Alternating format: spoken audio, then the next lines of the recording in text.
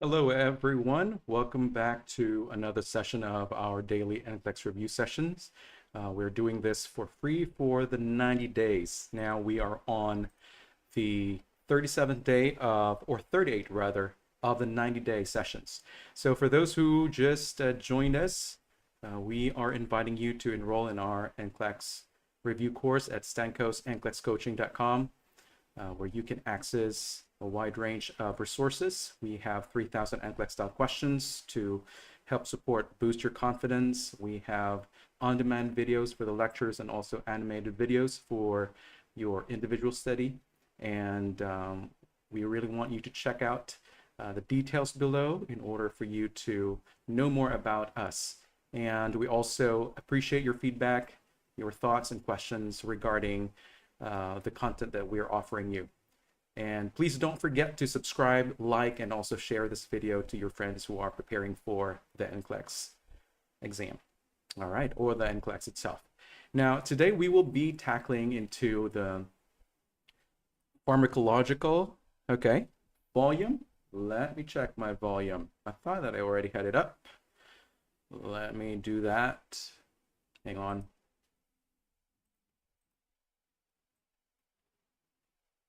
Hello, can you hear me better? Sound check, sound check. Can you hear me now? Can you please confirm? How about now? Can you hear me? Actually, I have my volume all the way up. All right. Okay, good. I am feeling a lot better today, probably about 50% better. So that's a good thing. Thank you for checking on me. Okay, very good. Let me just adjust this filter right now because it's like on my face and I don't like that. It's like way too many things right in front of me. Okay, so how are you guys doing? I hope you had enjoyed your weekend. And let us know where you're from. Let us know what part of the States you are or what country you're following us, so we will know for sure who's actually participating in our daily session. So can you please let us know in the comments section and also here in our chat box rather. Okay, so what we're going to do today is actually a continuation about our topic yesterday about the cardiac dysrhythmias. And so we will be tackling on the pharmacological treatment. And oh, welcome. Akobui, is that how you say your last name? We have Raki from Seattle. We have Deepali Asiwal. Okay, we have Abdului Sowi Lizabal. Ms. Flynn. We have Virtuous Lady in the room. Who else? We have Esther Badiel. Badiel is a regular attendee. Very good. Same thing with Virtuous Lady, Raki. I recognize your names. Well, welcome back to our session today, and I hope that you will hang tight with me because probably this will not be your favorite, but I will try my best to explain to you this content in easy way so you can understand this better. All right? So let's get right into the antidysrhythmic medications. So, but this is not really going to be as extensive probably as what you have studied way in the past in your nursing school, doing the pharmacological therapy for patients with dysrhythmias. But we will be pointing out those really important aspects, especially in the nursing care. And we'll focus more about the side effects, the common adverse reactions that we need to really identify so that we can notify our medical provider in case our patient will develop these adverse reactions. Now, let's start with the first class of antidysrhythmic medications. And so you are already seeing right now the sodium channel blockers, okay? And I'm going to give you just a little bit of like an acronym for the antiarrhythmic medications. We have 4 classes. Probably some of the medications will be discussed when we are going to be doing our exercises, because most of those probably are going to belong in the miscellaneous category or classification. So I'll individually discuss those, and we'll do it separately, okay? But when we are talking about the antidysrhythmic medications, I'm going to give you this little acronym, which is basically going to just remind you the first letters of the classification. And so we're going to have, I hope my pen would love me today, S, B, P, C. So these are the main 4 letters for the 4 antiarrhythmic classes. Okay, so what is the S for? This is for the sodium channel blockers. B is for the beta blockers. P is for the potassium channel blockers. And C is for calcium channel blockers. So let me start with S, sodium channel blockers. Let me just put that as a B. And then we have the beta blockers. And we have the P, potassium channel blockers. And this is not really a common term that was used in the textbooks in the previous years. I've never heard of such potassium channel blockers, but they now started using this term more often. And for those who just came into the room, welcome. And then we have the last, which is letter C, calcium channel blockers. Okay, so don't forget about the 4 main drug classes here: sodium channel blockers, beta blockers, potassium channel blockers, and calcium channel blockers. So that's SBPC. Now I want you to keep this in mind because this will really guide you all throughout. Okay, let me just put some things away right in front of me. All right, there's so much going on. All right, let me remove this one for now, and we'll start with the first classification, our sodium channel blockers. So what are these medications belonging into this classification? Well, they are known to really treat the abnormal heart rhythms, or what we call as the arrhythmias. And they are primarily going to work on the heart muscle. They're also going to prevent the entry of the sodium ions into the cardiac cells. Okay, so I'm simplifying this as much as I can. This will decrease the entry of the sodium ions into the cardiac cells. And this will now also lead into the a reduction in the velocity of the impulses. So I'm talking about the speed, the velocity of the transmission of those electrical impulses. And this is going to really slow down the electrical activity inside the heart. Okay, so if you're going to meet these terms, decrease conduction velocity, it will slow down the electrical signals. Why are we going to do that? Well, because in an arrhythmia, especially those ventricular dysrhythmias, or let's say atrial fibrillation or AFib, there is such like a excitation. There is so much going on as far as like the transmission of the impulses, right? And so this is very important for us to understand why sodium channel blockers will really help in preventing or stopping these cardiac dysrhythmias. Now, another effect of the sodium channel blockers, it will suppress the automaticity. So what is that? It will decrease the development of the ectopic foci. Okay, so it will prevent this different areas, especially in the atria, wherein there is now regeneration of so many electrical generators that could lead into atrial fibrillation. And so this will now suppress that kind of activity. Okay, it will also maintain a much more regular heartbeat, and it will prevent irregular rhythms. Okay, so this is what we want to know about suppressing the automaticity. It will decrease the ectopic foci.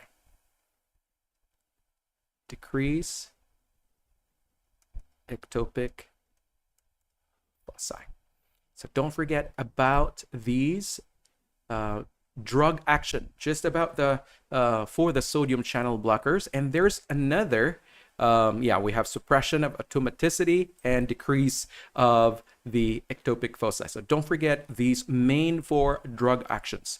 Now, we're gonna have to subdivide all the more this class 1. So what are these subclasses? We have the first one, which is the class A, and here we will see these medications such as the disopyramide, the procainamide, or the quinidine. Okay, you don't really have to memorize this, just kind of get familiarized what's class A, or maybe you will learn how to make your own acronyms. DPQ, yeah, that's a good one. Class 1A, DPQ, disopyramide, procainamide, and quinidine sulfate. So you will have your clues right here as well. Ramide, namide, quinidine. Those are your class 1A sodium channel blocker. And so the same thing will happen when we are giving our patient the class 1A. It will block the channels. It will prevent the influx or the entry of the sodium ions into the heart cell. And it can also, again, slow down the conduction of the electrical impulses, okay? Decrease the velocity. It will decrease or slow down the transmission of those electrical impulses. And that is why it can stabilize the heart rhythm, okay? Now, what are the following indications for the actually, we will do this in general later on. There are so many indications for just the class 1A. And let me just remove this one right there. So what are those uses? Well, this is going to be effective in treating atrial and ventricular arrhythmias. Where's my pen? Indication, atrial and ventricular arrhythmias. So they're going to be effective in treating these abnormal heart rhythms. However, though, the class 1A or any of these sodium channel blockers are actually contraindicated in heart block. Let me put this right here on the top. Contraindicated in heart block. Why? Well, as we know that it can decrease the conduction velocity, it can also do this. So we don't want this being used by our patient with a heart block, right? They already have a problem in the transmission of the impulses from the AV node. So we're not going to give this to this patient with a heart block. Oops. Heart block. Da-da-da. Here we go.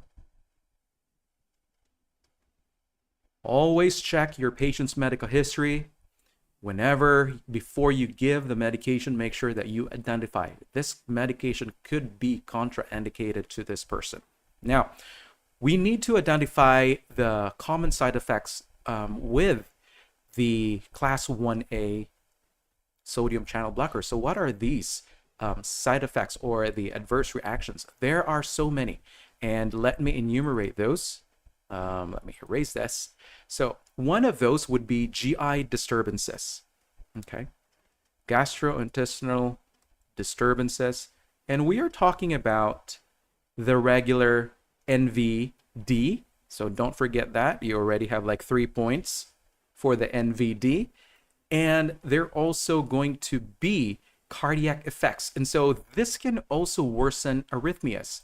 So it doesn't mean that they're antiarrhythmic, that they can't do anything to the person, but it can also lead to new arrhythmias, or it can also worsen arrhythmias. So that's one. There's also going to be occurrence of arrhythmias. And the person will probably show some changes in their EKG. And you got to be careful here, because this can also lead to the weird QT prolongation. That is one. Let me write this down. I hope that I didn't mess up my pen. QT interval is going to be prolonged. And there's also going to widening of the QRS complex. QRS. So these are common side effects or adverse reaction to the class 1A. QT interval prolongation, there's also widening of the QRS. And this can complicate into what we call as the torsades de pointes. Okay? We mentioned about this yesterday. Remember about that spiraling characteristic of the QRS waves. So look at those torsades de pointes. Okay. Now, this is also going to lead to some bundle branch block. It can also cause hypotension. So I'll put here BBB, bundle branch block. There's also going to be hypotension. And in some cases, the class 1A medications can also lead to low platelet count. All right. So if you're going to be asked in the NCLEX about the more critical side effects of the class 1A, then I would pick the arrhythmias, the EKG changes, the widening, and the torsades, and also the bundled branch block, and also the low blood pressure. Thrombocytopenia will not happen instantaneously. So this is something that we will be worrying if the patient will be using this medication for a long term. Okay. Don't forget, guys, that we are not just going to encounter the GI disturbances, the EKG changes, the arrhythmias, and also low blood pressure and low platelet count, but we are also going to have to check the patient's neurostatus, because this can lead into dizziness. So let me put here neurological changes. Let me just put a triangle with an S, neurological changes. There's dizziness, also confusion.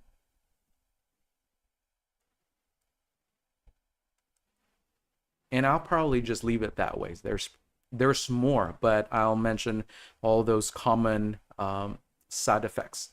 Now, what are we going to do here as part of our care in this patient? We will be discussing that towards the end, right? I will have to summarize everything here as soon as we have completed the second or class 1, the next 2 classes rather, okay? So let me get some enough room on this side. Okay, don't forget about those side effects. And here we go. Class 1B. You will see here the lidocaine, the mexiletine, hydrochloride, phenytoin. Kind of weird, huh, that you're seeing a Dilantin, which is actually anticonvulsant, right? But it's not really commonly used as an antiarrhythmic medication because of its so many side effects and adverse reaction. But what you commonly see in the NCLEX will be the lidocaine, okay? Lidocaine, and part maybe would be the mexiletine hydrochloride. Now, what is the effect of the class 1B? What is that distinct action of the class 1B? Well, similar to the first one, it can also block the entry of the sodium ions into the cardiac cells.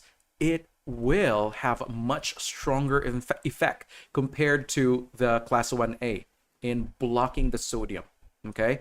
And also, it will be helpful in preventing rapid heart rhythms, but it will have lesser effect on the normal heart rhythms, of course, right? And so don't forget that it has a stronger effect in blocking the entry of the sodium ions into the cells. Now, what would be the indication for the administration of the class 1B?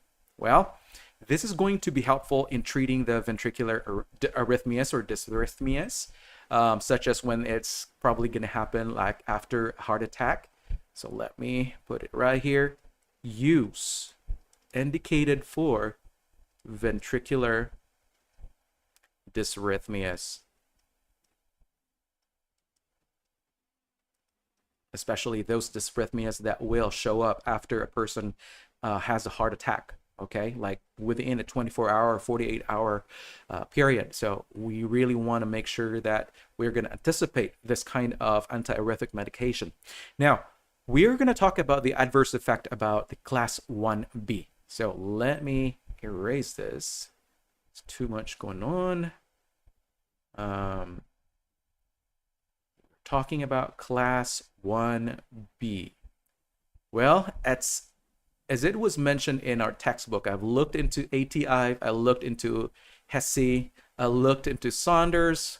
There's some kind of variations, but I'm gonna be showing you the most common one. That would be dizziness and confusion. Okay, dizziness, confusion.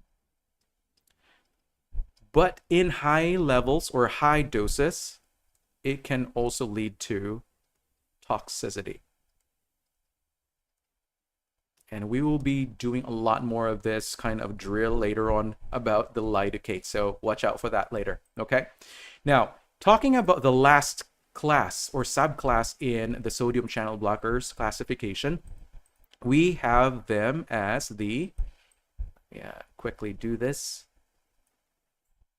We have the flecainide, we have the propafenone, and those are the two common class 1C medication. Again, the flecainide, the propafenone, hydrochloride. So these are the two commonly used class 1C.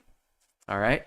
Now, what would be the action of the class 1C? Well, it will be quite the same. And but it will work much stronger compared to the other two. And this is going to be indicated more about severe ventricular and atrial dysrhythmias.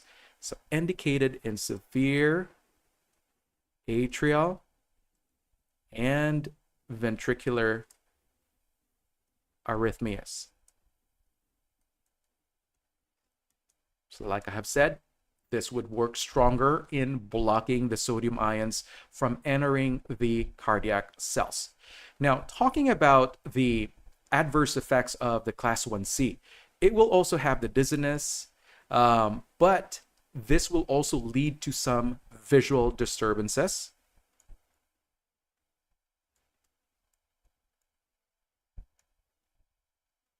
And in some cases, it can also worsen the dysrhythmia. It's kind of ironic, right? That they're actually going to lead to the development of the other arrhythmias, or it can worsen the arrhythmia that we are trying to treat. And so this is very important, guys, that we need to keep an eye into the cardiac monitoring. Make sure that we are able to capture those and act on it right away. Notify the medical provider as soon as we notice those showing up in our screens. Now, again, to summarize, make sure that you remember these essential general drug action. Again, it will decrease the influx of sodium ions into the cell. It can also decrease the velocity, the transmission of those electrical impulses. Hydrochloride appears in both 1 and B. The hydrochloride that you're seeing basically is a continuation to the mexillatine hydrochloride, whereas the other hydrochloride is the name or the surname of the propafenone hydrochloride. So I apologize for the confusion, but the hydrochloride basically is just a compound that will be used for the production of this medication. So you will see the name hydrochloride in so many medications, guys. All right. Or you can just simply call that as a mexillatine, or let's say a propafenone. But when we are looking into the pharmacology, also the chemical property of the medication, usually it will have that compound hydrochloride. Okay. And so it's not basically a medication of its own. It's just part of that drug. All right. Now, we are going to also remember that the sodium channel blockers can also what? Decrease the automaticity. It will prevent the occurrences of this ectopic foci. Those,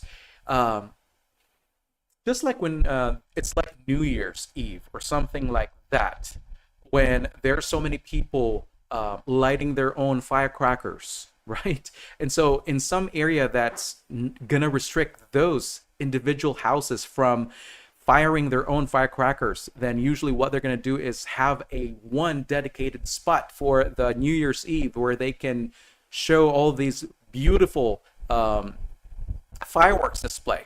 Okay, and the goal here really is for the medication is to stop those ectopic foci. Okay, prevent those unnecessary areas or those impulses that are generated from the other areas of the atria. Okay, now we will compare about the differences here about the three.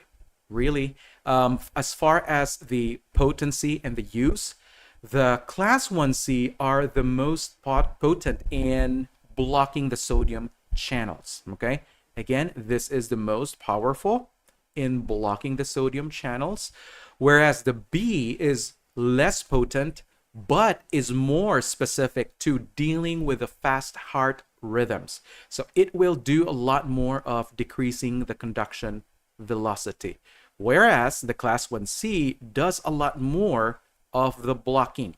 Okay, whereas the class 1A, the disopyramide, the procainamide, the quinidine, they have much broader uses, but they're not as effective as the other two. Okay, so I hope that you're understanding the differences between the three. Now, may I repeat, class 1C is much more effective in blocking the sodium ions from entering the cell, much powerful than the class 1B by that kind of function. But 1B is much more effective in decreasing the conduction velocity, and class 1A is quite like just like the jack of all trades, right? And so it can do some of the other functions of the other classes, but it's not as powerful compared to the other two. Okay, so may I confirm if you understood that part, guys? Were you able to get the differences between the three subclasses? Hello, may I know if you understood that part?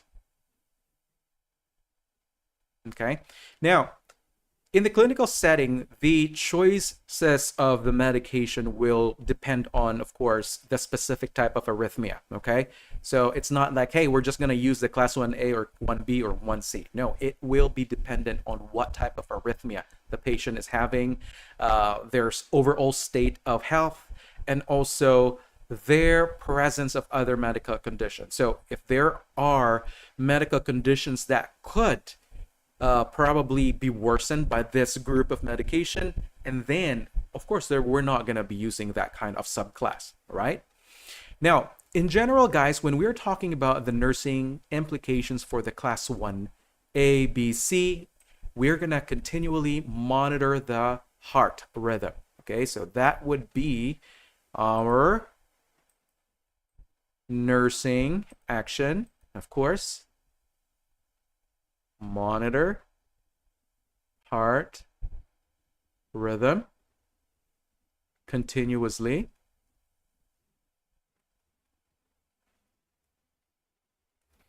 And of course, if the patient will end up being discharged to home using the oral form, then what we're gonna instruct them before their discharge is to make sure that they know how to properly monitor their heart rate just by checking into their pulse, radial pulse, and to feel if there's any irregular rhythm as well, because they can feel that. Now, another nursing intervention that we can do is to monitor for neuro changes. As I have said earlier, monitor for neurological changes. Why? Because sodium is very important. Okay, remember about the function of the electrolyte sodium. It's very much important in the transmission of impulses, right? And these medications are actually stopping, it's inhibiting the entry of the sodium into the cells, not just the cardiac cells, but also the other cells in the body, let's say the neurons, right? And so the patient will have some problems with their orientation. They will get confused. They will have seizure episodes. If in case the sodium level gets to that low point. So you got to make sure that you are checking your patient's neurological function changes as well, and you monitor the sodium level. Okay? Because we are actually giving them a drug that blocks the entry of sodium into the cell, right? And so we want to make sure that we are monitoring these manifestations and also checking into the sodium levels of our patient. And we are going to have to administer the oral medications with the food, okay? Administer with food, and this is going to also allow enhancement of the absorption of the medication. All right, so that's all about the sodium channel blockers. Don't forget, blockage of the entry of sodium, it delays, or it will decrease the conduction velocity, it will suppress automaticity, it will decrease ectopic foci. All right. Now, again, we are inviting you to enroll into our NCLEX course at our website. Please visit. Click down the link below that we have in the description box so you'll know more about us. All right, let's move on to the next classification. It will get interesting as we go on. Now, the second classification will be about beta blockers, and I've mentioned this several times already in the previous topics. And of course, easy to capture this time. So I'm just going to show you a little bit of the beta blockers as class 2 antidysrhythmic. Now, we have here the acronym APE-MAN. So what does that stand for? Well, it stands for the atenolol, propranolol, esmolol, metoprolol, acetabutolol, and lastly, nadolol. So these are commonly used beta blockers in treating the dysrhythmias. Okay, so these are our beta blockers, APE-MAN. Now let's take a look into the specific mode of action of the beta blockers. One of those is to decrease the conduction velocity. All right, here we go. It's back. Again, the beta blockers will inhibit the speed of the transmission of the impulses. So this will decrease the speed of electrical impulse transmission.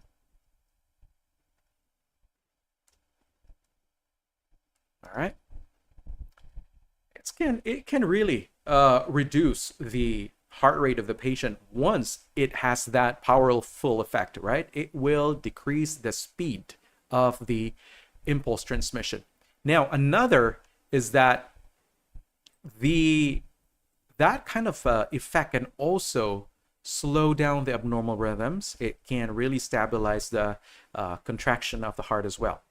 Now, another effect for the beta blockers is the suppression of abnormal, abnormal automaticity. So this will now reduce the generation of other electrical impulses within the heart cells. Okay, so that's very specific to the beta blocker. It can reduce any spontaneous generation of other electrical impulses by decreasing the automaticity. Okay, another effect of the beta blockers is this one. Let me erase this. It can also prolong the AV node refractory period. So what does that mean? Prolong atrioventricular node refractory period. So what the beta blocker can do is to increase the time during which the AV node cannot be stimulated. So at this point, the medication will help tell the body, hey, I'm in a chill mode right now. Don't bother me. Do not give me any more stimuli or stimulus. Okay? So this is basically going to allow this AV node to be stimuli free. Okay? So it will not be bothered by any other stimuli that may come in during the relaxation phase.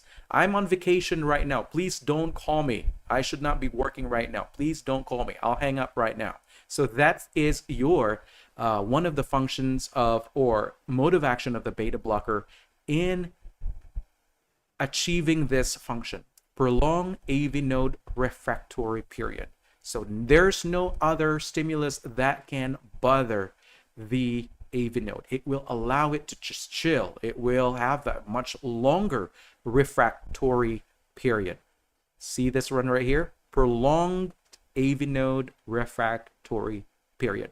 And so what's going to happen here if this is going to be achieved by the administration of the beta blocker?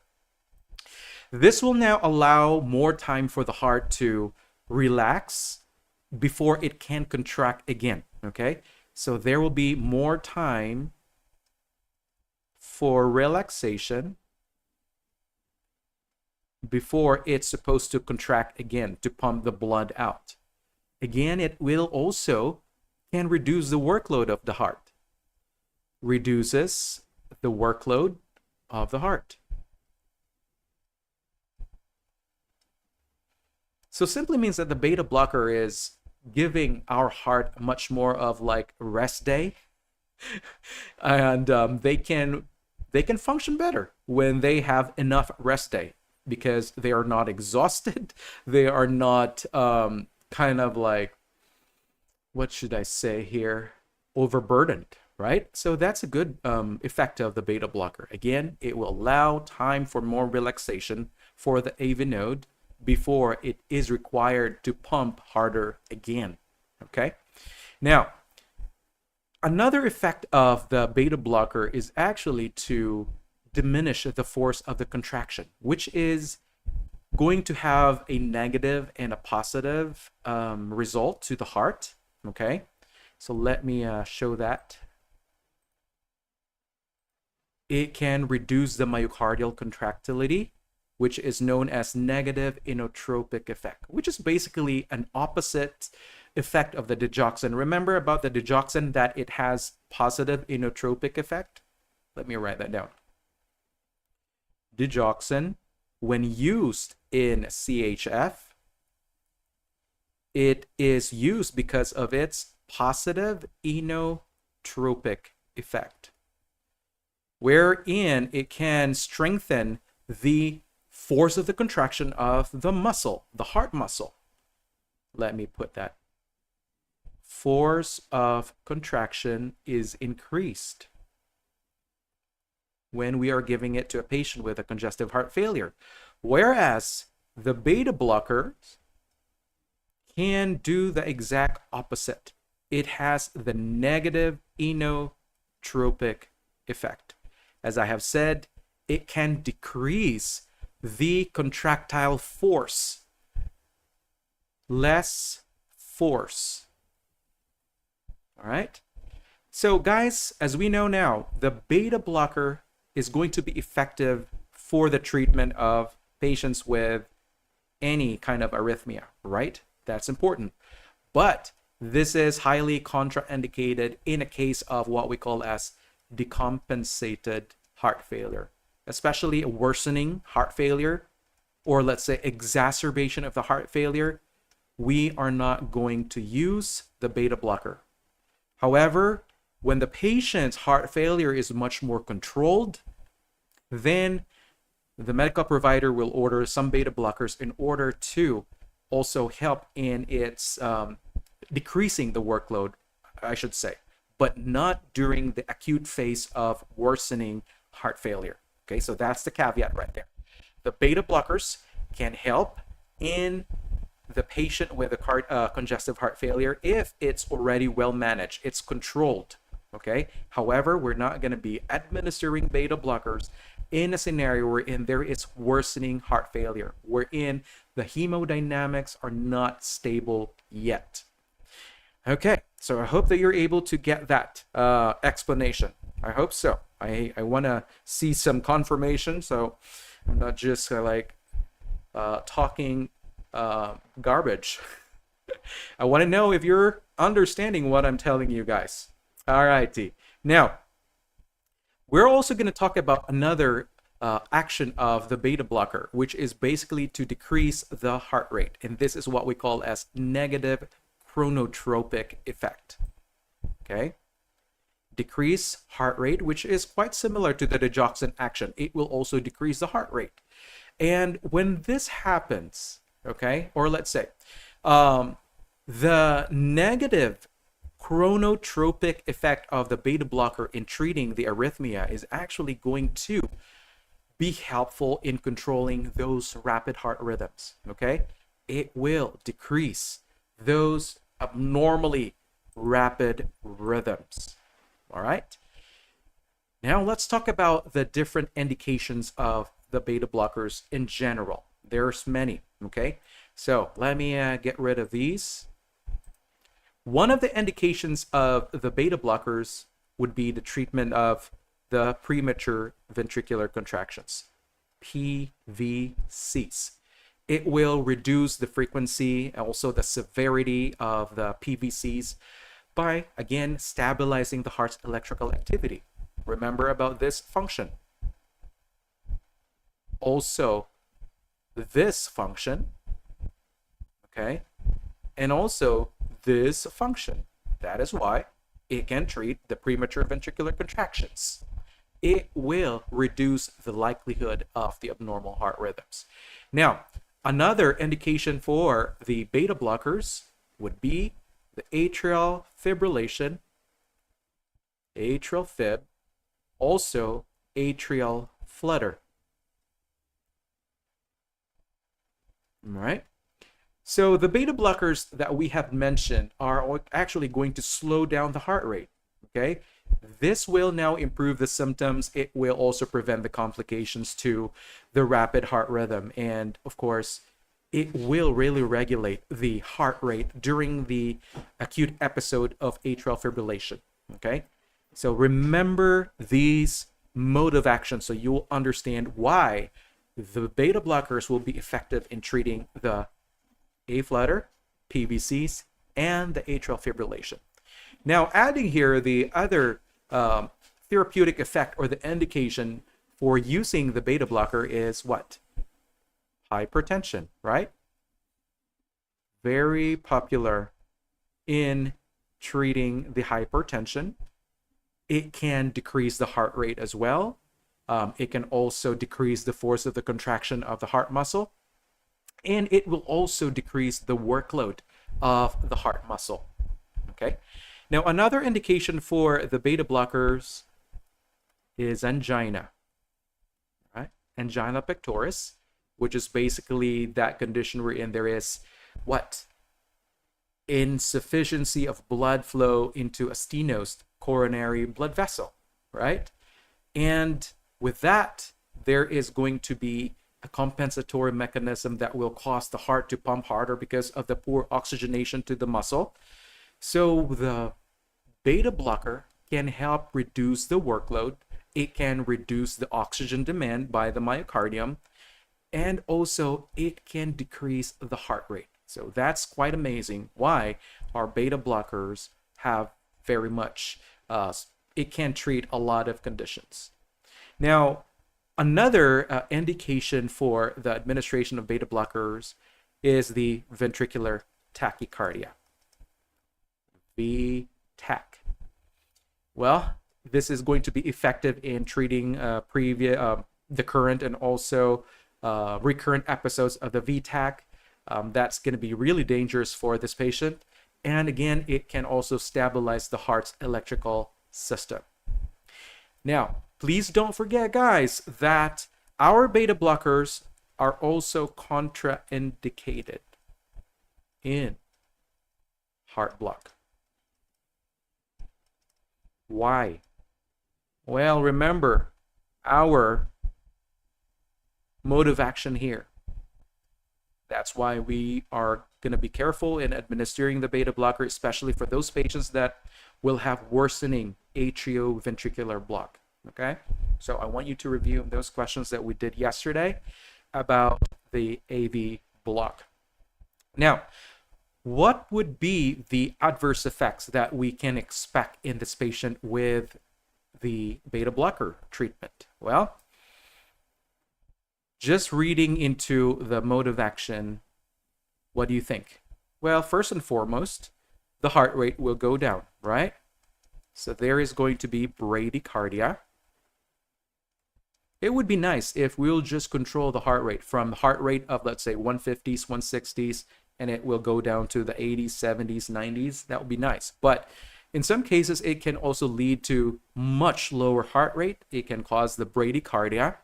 For those patients that may have history of asthma, it can lead to bronchospasm. As I had mentioned in the past, right, that we had those cardioselective, and there's also the non-selective beta blockers. So in the non-selective beta blockers, we're going to have to not give this medication. We're going to have to question the doctor's order if in case the patient has a history of bronchial asthma. And if the doctor orders the non-selective type, let's say the propranolol or Inderal, no, we're not going to give this medication. We're going to question the doctor's order. And in some cases, when the doctor will order cardioselective type of beta blockers, such as the metoprolol, the tenormin, this can be safe. However, if there will be increments or if the dose will be increased, then this can also lead to the bronchospasm. That is why, in general, beta blockers will not be used in patient with a bronchial asthma, just to be safe. But again, you'll have to consider, all right, about the dosing that might be increased in the future. And that's why it's very important for us to really look into the progression or worsening of our patient's status, especially if they have this asthma. Now, another adverse or side effect will be the occurrences, let's say dysrhythmias, new dysrhythmias. It can also lead to gastrointestinal distress. Some patients will develop the NVD. Of course, we have the hypotension.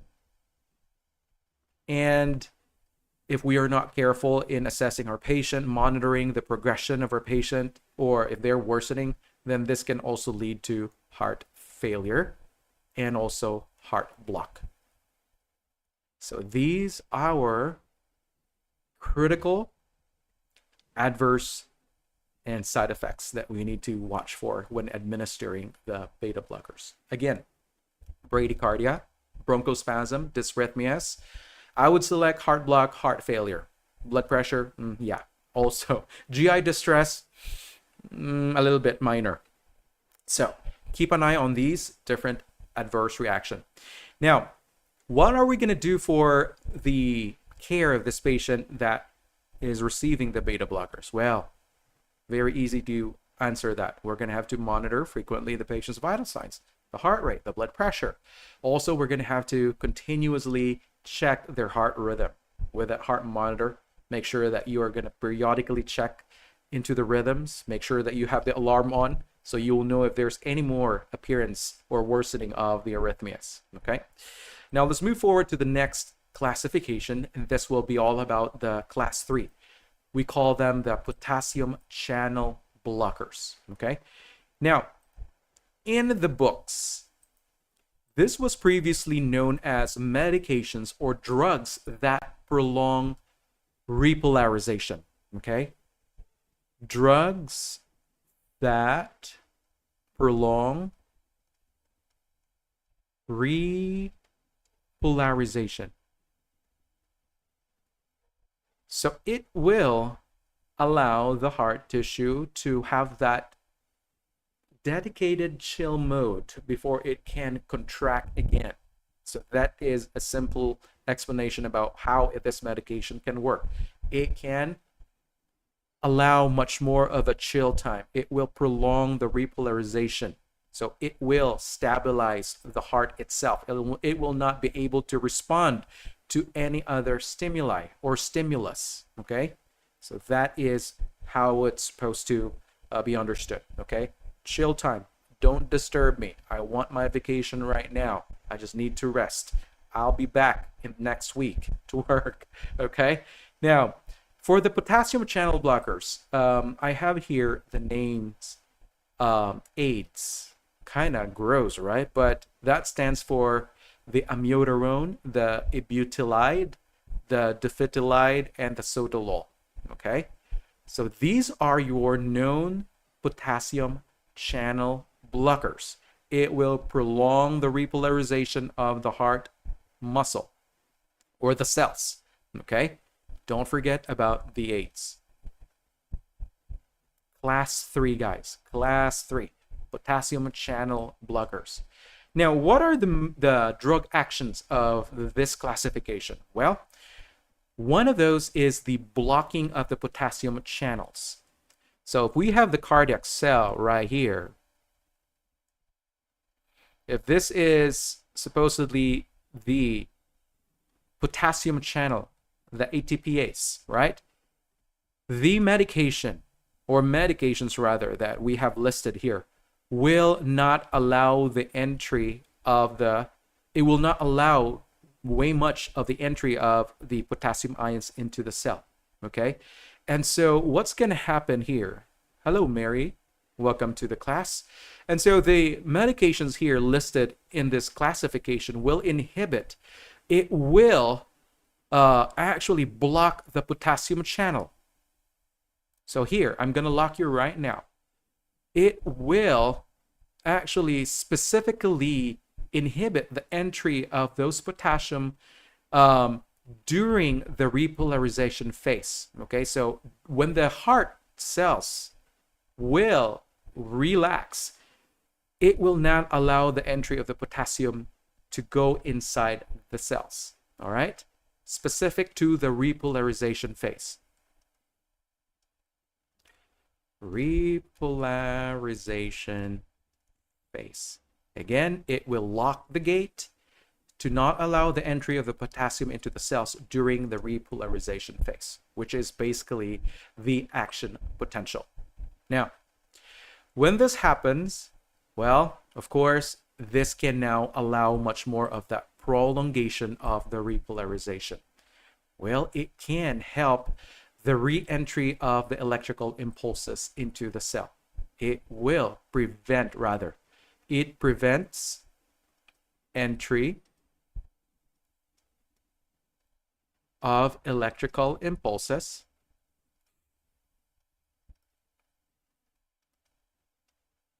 that might lead to those arrhythmias. Let's say the atrial fibrillation or the atrial flutter, or it could be the ventricular tachycardia. Now, another beneficial effect of the potassium channel blockers is to reduce the automaticity. And we already mentioned about that kind of action in the other classifications. Again, it simply means that it can reduce the spontaneous electrical activity of the cardiac cells. And so it will be able to control any abnormal heart rhythms originating from these cells inside the chambers of the heart. Again, it will reduce the automaticity or those spontaneous electrical activity of the cardiac cells. Now, moving forward, we also have our fourth action, which is to maintain the sinus rhythm, which is what we want in our patient, right? And so our patient that has the atrial fibrillation, the atrial flutter, will now be controlled, will be regulated, okay? Now, another effect of our potassium channel blockers is to have that anti-adrenergic effect. Remember about the adrenergic receptors, okay? So this medication, or these medications rather, will have that blocker effect, okay? So it will specifically block the effects of the norepinephrine and epinephrine. These are known neurotransmitters, okay? So when I was like giving you that diagram, I just kind of like drew that receptor, and then the norepinephrine, epinephrine, which are the neurotransmitters. They are basically going to attach into the receptors if there is a need, for the body to have that excitation, or let's say if there's a need to elevate the heart rate or the blood pressure, then the norepinephrine and epinephrine will attach into the receptors, right? But if any of these medications are going to be administered to the patient, it will block the receptors. Hey, we own this receptor right now. You will not be able to touch this receptor. So it will keep away the epinephrine, norepinephrine. It will no longer be able to attach to the receptor, so they're not going to be able to stimulate the receptors. So there will be a drop in the heart rate. There will also be a drop in the blood pressure, right? And so that's why they have that, what we call as anti-adrenergic effects. Now let's move on into the indications of the potassium channel blockers. There's also many of them. So let me erase that. One of those would be the atrial dysrhythmias. As I have said, it will be effective in treating atrial fibrillation and atrial flutter. We have AFib, A-flutter. Okay, again, the reason for that, it's because it's blocking the potassium channel during the repolarization phase. Okay, and it also can prolong the repolarization, and that is why the excitation here will be greatly diminished. And it will also stabilize the electrical activity in the atria, all right? It will stabilize the electrical activity in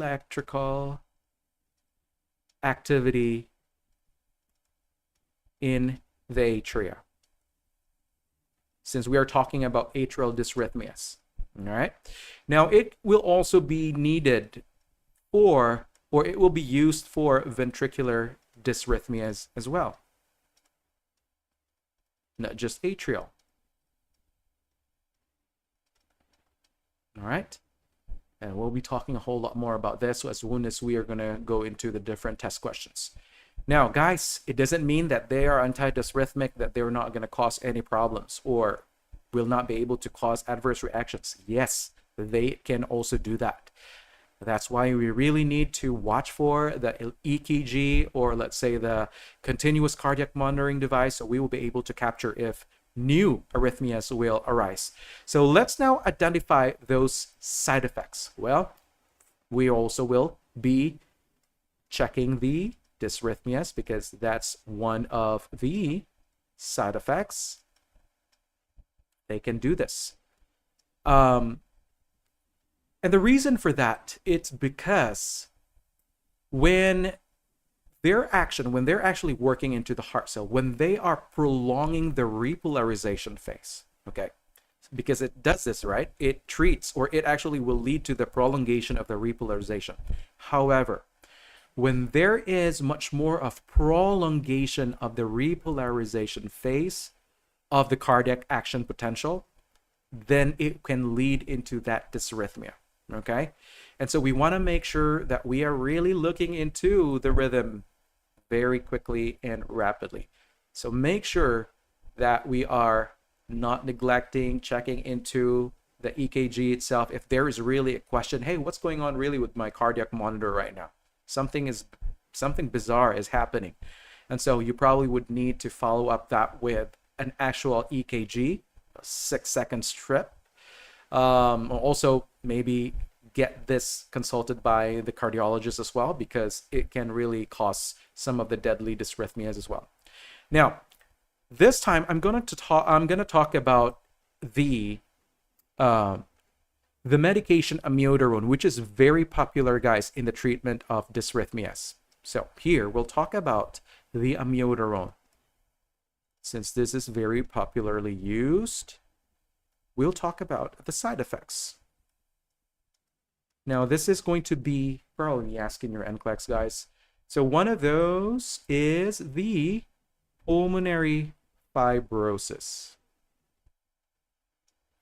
And this is going to be a chronic issue when the patient will be using the Amiodarone tablet for a long-term use for the control of their abnormal heart rhythm, let's say AFib, then this can lead to what we call as pulmonary fibrosis, wherein there is now scarring of the lung tissue.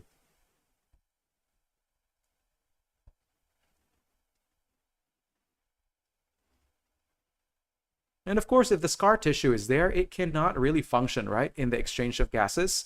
And so in the long term, our patient will be suffering shortness of breath. And there's also going to be coughing. There's also intolerance to physical activity because there's so many scar tissues that will not be able to help in the exchange of gases, right? So activity intolerance will be one of those manifestations. Activity intolerance. Now, the patient will also be developing this specific photosensitivity, and we are still talking about the amiodarone.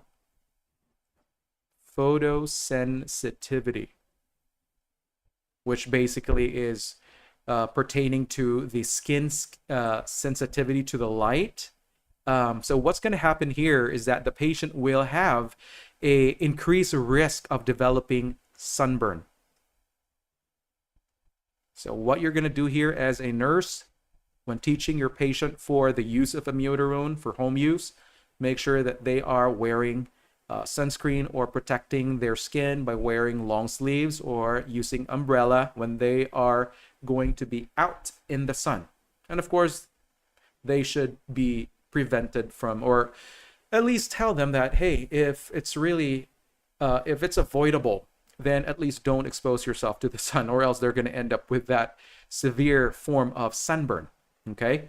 Again, protective clothing, use of umbrella if unavoidable. Now, another side effect that you will see in a patient using the amiodarone for chronic use is the bluish skin discoloration.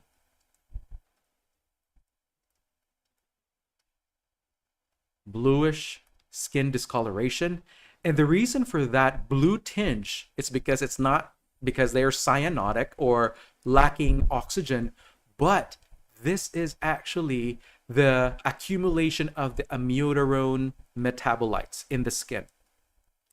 Accumulation of amiodarone metabolites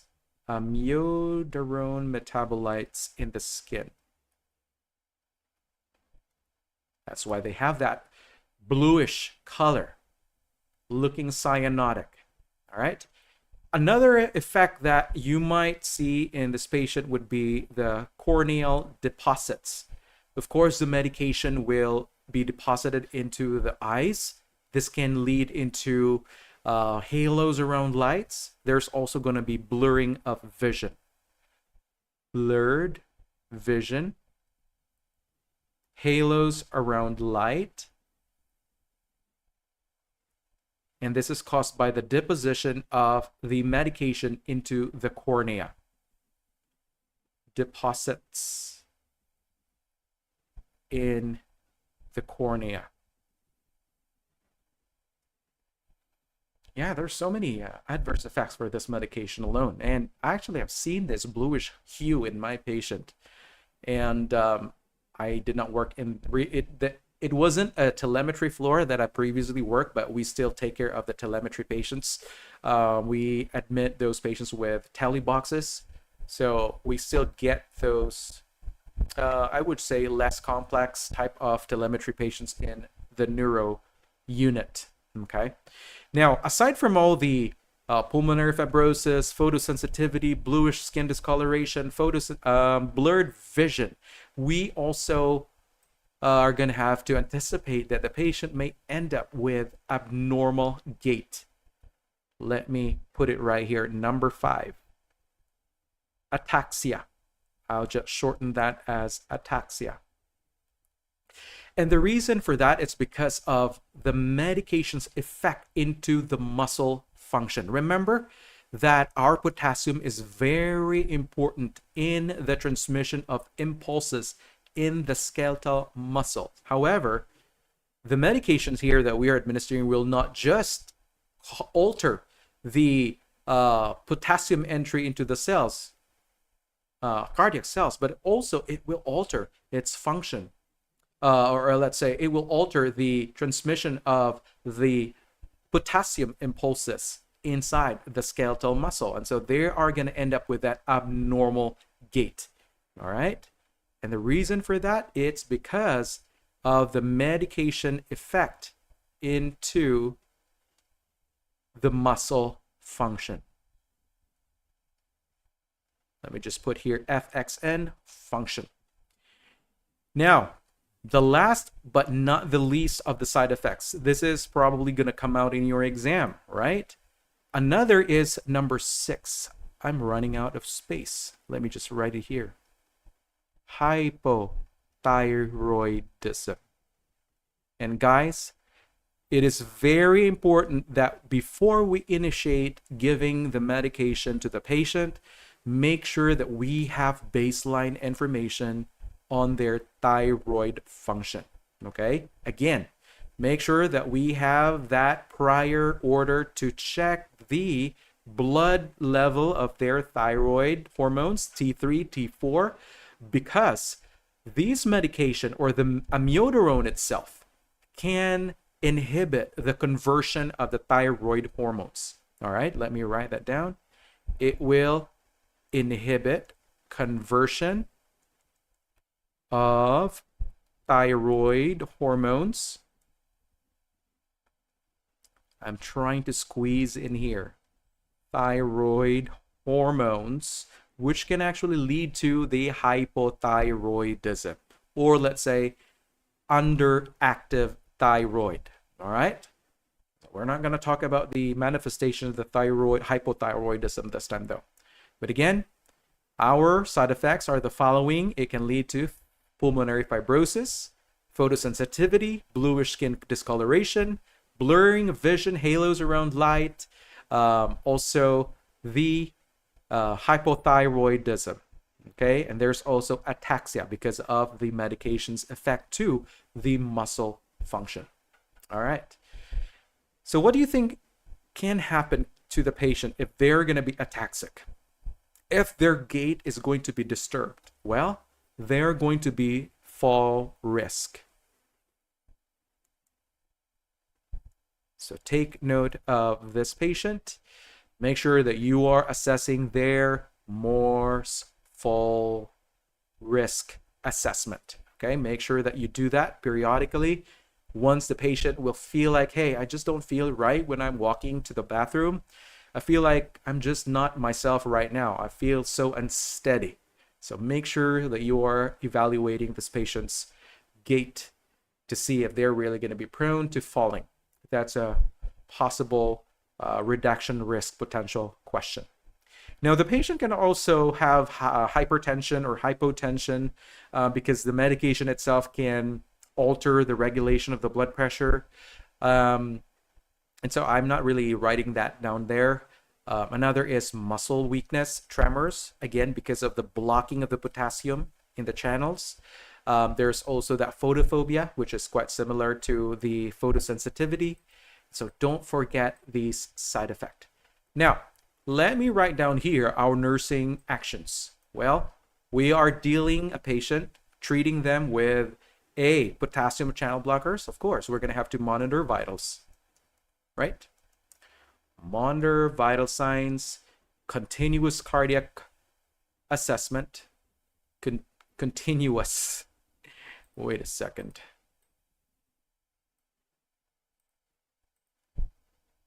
Continuous cardiac monitoring.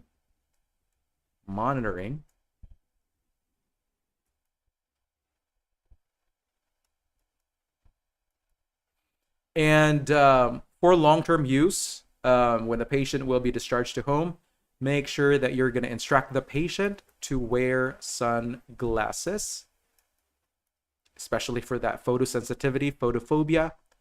Sunglasses, long sleeves.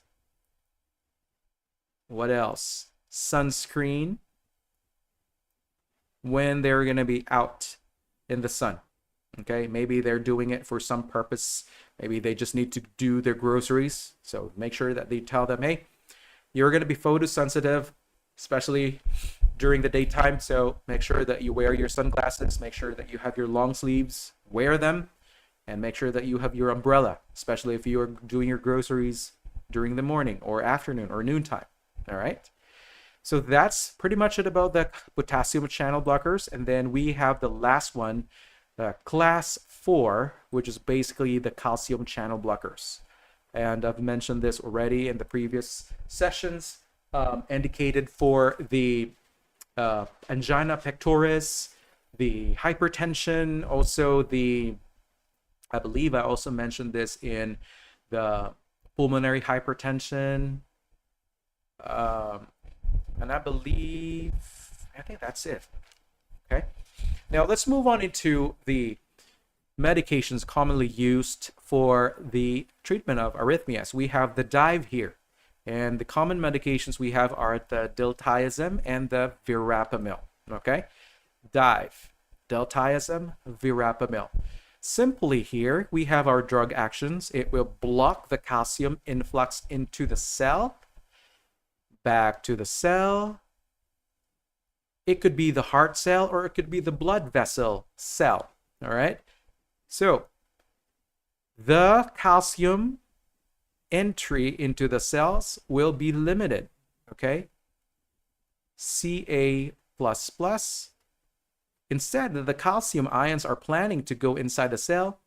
It will not be allowed to get in excessive amounts because of the calcium channel blockers, right?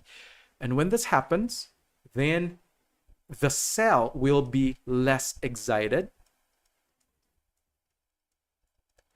So what do you expect with the contractility of the heart muscle? Good morning, Vinus Redoran. It will decrease the excitability, and also it can decrease the myocardial contractility. So when the heart is working so fast and hard, palpitations, especially with this erratic, abnormal heart rhythms, it can make it much more relaxed.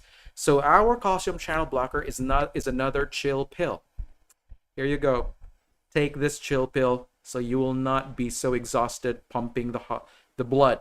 So that is our medication, calcium channel blocker. It will block the entry of the calcium ions into the cell or into the blood vessel. So it will not be vasoconstricted. So not just that, we're also going to include here vasodilation. Remember that the calcium channel blockers are very effective in treating the vasospasms, especially in the angina pectoris. Yeah, it is going to do that kind of effect as well. Vasodilation. All right. So that's pretty much it about the mode of action. Now, let's talk about the indications. There are many as well. Whoops. What happened? Let me erase this. Well, one of the indications for the calcium channel blockers will be the angina, chest pain, angina pectoris. Like I've said, it will help relax the myocardium. It will also decrease the workload of the heart by allowing it to relax, just chilling. It can also cause the vasodilation of the peripheral blood vessels. And so it can also decrease the peripheral vascular resistance. It can also decrease the workload onto the left ventricle in pumping the blood. Now, another is, angina. Let me rewrite that. Angina. Angina. Another is hypertension. It is a very common antihypertensive drug. It can also be used in paroxysmal supraventricular tachycardia, SVT, also useful in the treatment of atrial flutter and atrial fibrillation. All right. So these are the indications or uses of our calcium channel blockers.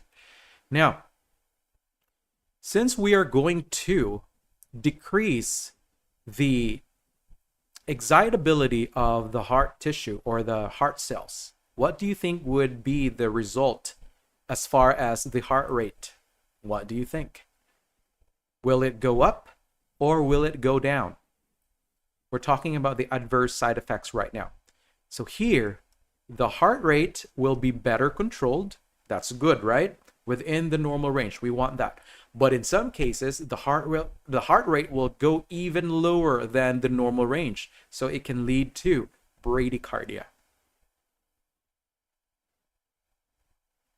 There's also going to be edema. Guys, this is a very common side effect in the calcium channel blockers, edema. And usually it will be in the lower extremities. Mary, what is that down? I've seen you typing down in the previous session as well. I just want to know what that means. Is it with the writing that I'm doing? Okay, so the edema that we're talking about is the peripheral type of edema, especially when they're using the calcium channel blockers for long term. And so we really want to assess that or evaluate that, because it could be a sign that maybe the patient now has developed the congestive heart failure, and we don't want that. Okay, as we know that the CCB, oh yeah, heart rate. Oh, thank you. Okay, heart rate is going to be down. Thanks for clarifying. Remember that the calcium channel blocker can decrease the contractility of the heart, right? And so this is not going to be safe to begin. It's not going to be safe when we're giving this to a patient that has a decompensated heart failure. We're not going to administer to a patient. We're not going to give this to a patient with decompensated heart failure.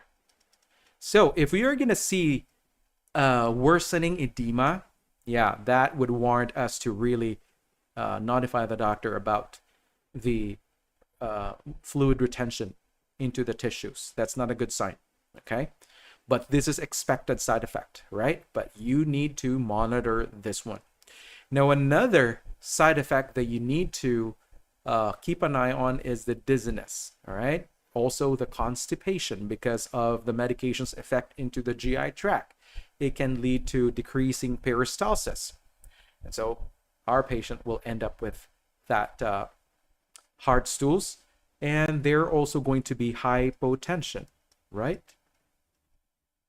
Hypotension. There's also going to be constipation caused by the decrease in peristalsis. All right, there's also dizziness. And the dizziness is probably related to the drop in the blood pressure. Maybe the patient's blood pressure now is not what they're used to in the past. And so the patient will feel this change in their system. Hey, I'm not quite used to this lower blood pressure. They are probably used to higher pressure in the past. And so by the time that they are going to take this medication, they will really feel that difference. And so you really need to keep an eye if the dizziness would persist, okay? Or they're going to end up with orthostatic hypotension. So that would be your nursing care for this patient. Evaluation of patients' possibility of orthostatic hypotension.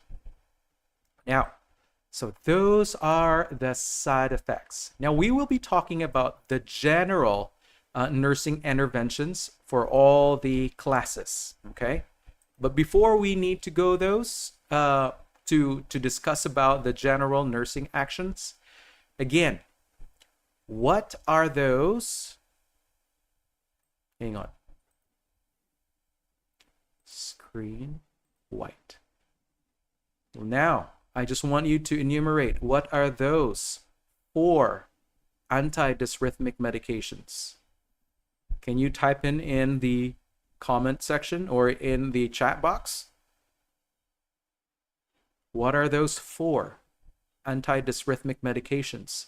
That would be great if you can type in the subclasses as well for the class 1. Okay. What are those? Antidysrhythmic Antiarrhythmics. Classes. What are those for? Again, we have the S, B, and the P, and the C. Sodium channel blockers. We also have the beta blockers. We have the potassium channel blockers. And lastly, we have the calcium channel blockers.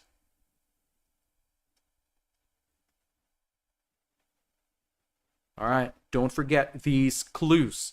And then you'll be able to go back into the concept. Hey, I heard him talk about the blocking of the sodium in the heart cell, or the potassium is not allowed to get into the heart cell when it's repolarizing, so it's effective in treating the ventricular arrhythmia.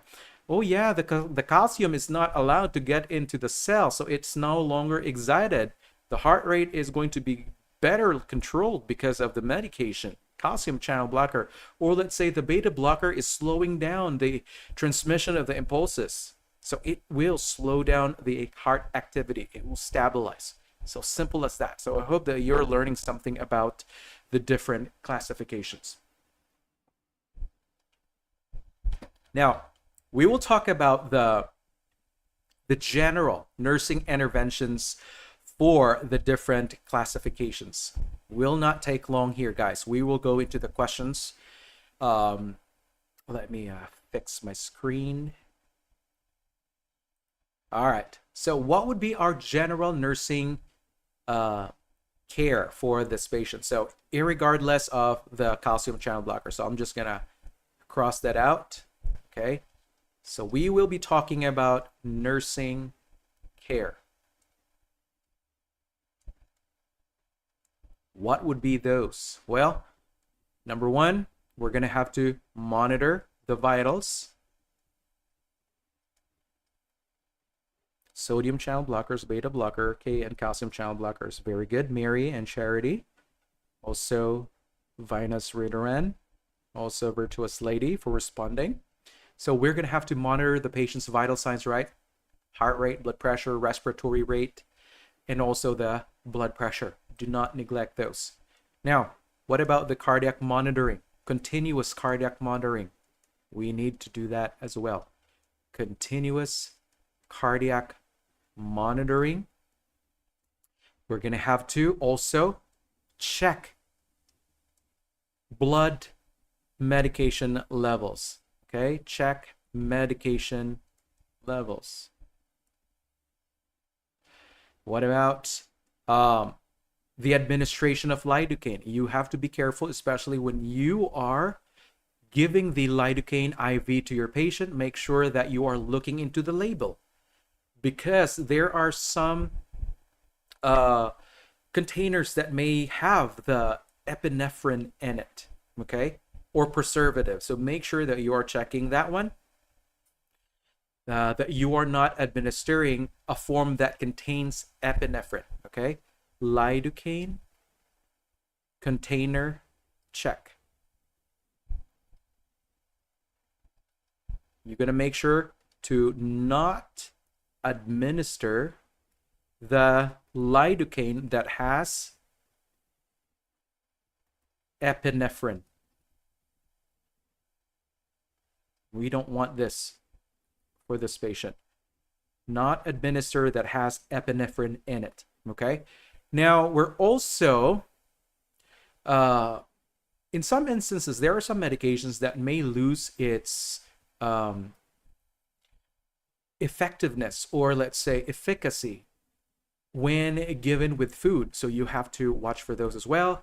However, the mexillatine is that medication that can be administered with food, or let's say antacids. So let's put this right here, mexillatine.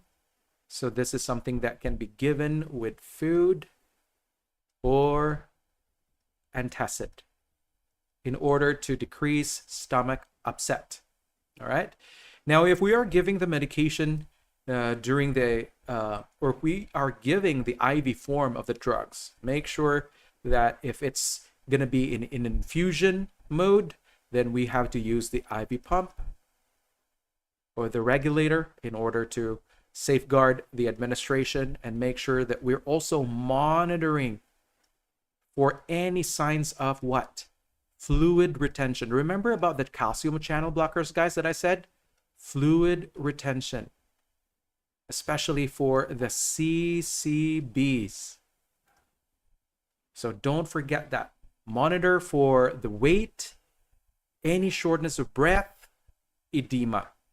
Okay? Peripheral edema, shortness of breath. These are possible signs of worsening congestive heart failure.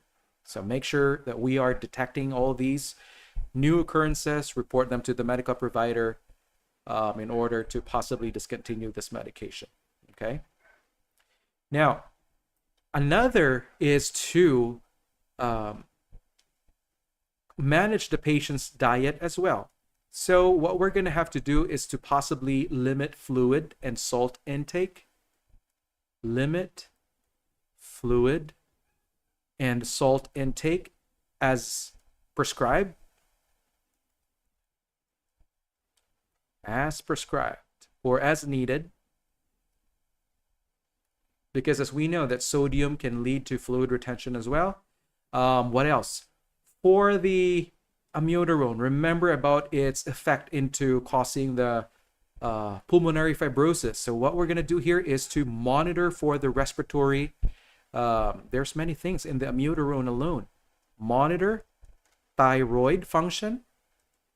We also have to monitor for the respiratory function because of that pulmonary fibrosis. And also neurological functions, right? So many. I love to get these answers into the multiple select or the matrix type of question. Thyroid, respiratory, neurologic functions will be evaluated. Okay? Now, as we know that in general, all these medications, or in general, these medications can lead to hypotension. So our nursing assessment here is to what? Check for orthostatic hypotension. Check for orthostatic hypotension periodically so we can prevent any falls into our patient. Okay? Now, back into the amiodarone, because of the photosensitivity, make sure that the patient will be wearing what? Sunscreen, protective clothing, and also the use of umbrellas.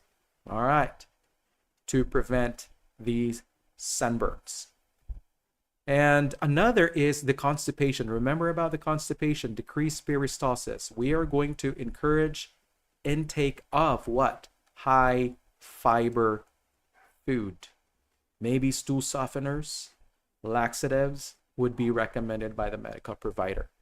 So there's a whole lot of nursing interventions that we can provide to our patients. So just let it stay in your subconscious so you'll be able to utilize them during your exam. So here's our question number 1. This is what you're waiting for. But before we're going to have to proceed, I'm reminding you to enroll into our course for the NCLEX review program at Stancoast, NCLEXcoaching.com. For 6 months, you'll be able to avail our review program. We have the 3,000 NCLEX-style questions, the on-demand video lectures, also the animated videos that you can access 24/7. We do have study materials that you can use for your own sessions. And yeah, please don't forget to check into the description box below. Question number 1. Before starting a 42-year-old patient on amiodarone for a ventricular arrhythmia, which baseline diagnostic tests should be conducted? Select all that apply. A. Chest radiograph and pulmonary function tests. B. Complete blood count with differential. C. Ophthalmologic examination. D. Renal function tests. E. Thyroid function test.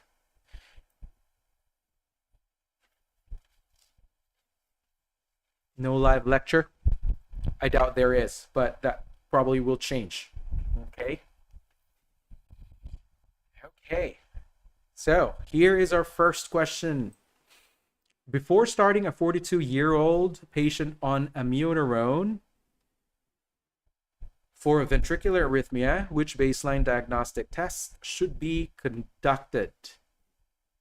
Select all that apply. Is it A, chest radiograph and pulmonary function tests, B, complete blood count with differential, C, ophthalmologic exam, D, renal function tests, E, thyroid function test? I'm seeing from venous reduran, EBD. I'm seeing EAC and ACE, BCD. All right, let me put the correct answer here on top. Answers. This is a select all that apply, guys. So we are talking about amiodarone therapy for a patient with a ventricular arrhythmia.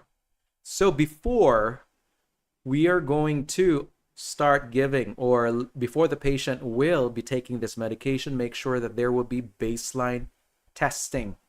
So we will know for sure that this medication is not causing this problem, or we will know that, hey, this medication is going to cause this problem. So our correct answers are the following. Letters A, C, and E. Okay, remember about the amiodarone that I mentioned earlier? That it can lead to the pulmonary toxicity, fibrosis. So, chest radiograph and pulmonary function test. I just didn't say it earlier because I want to test how well you're going to be able to use the knowledge base, right? So if your patient will be developing the pulmonary fibrosis as a complication or as a side effect, then we definitely need to have a baseline study such as the chest X-ray, all right? And also the pulmonary function test in order to identify this patient. Hey, I think we're clear right now. We should start giving this medication to the patient, all right? So that's the reason why we need to have letter A on board. What about letter B?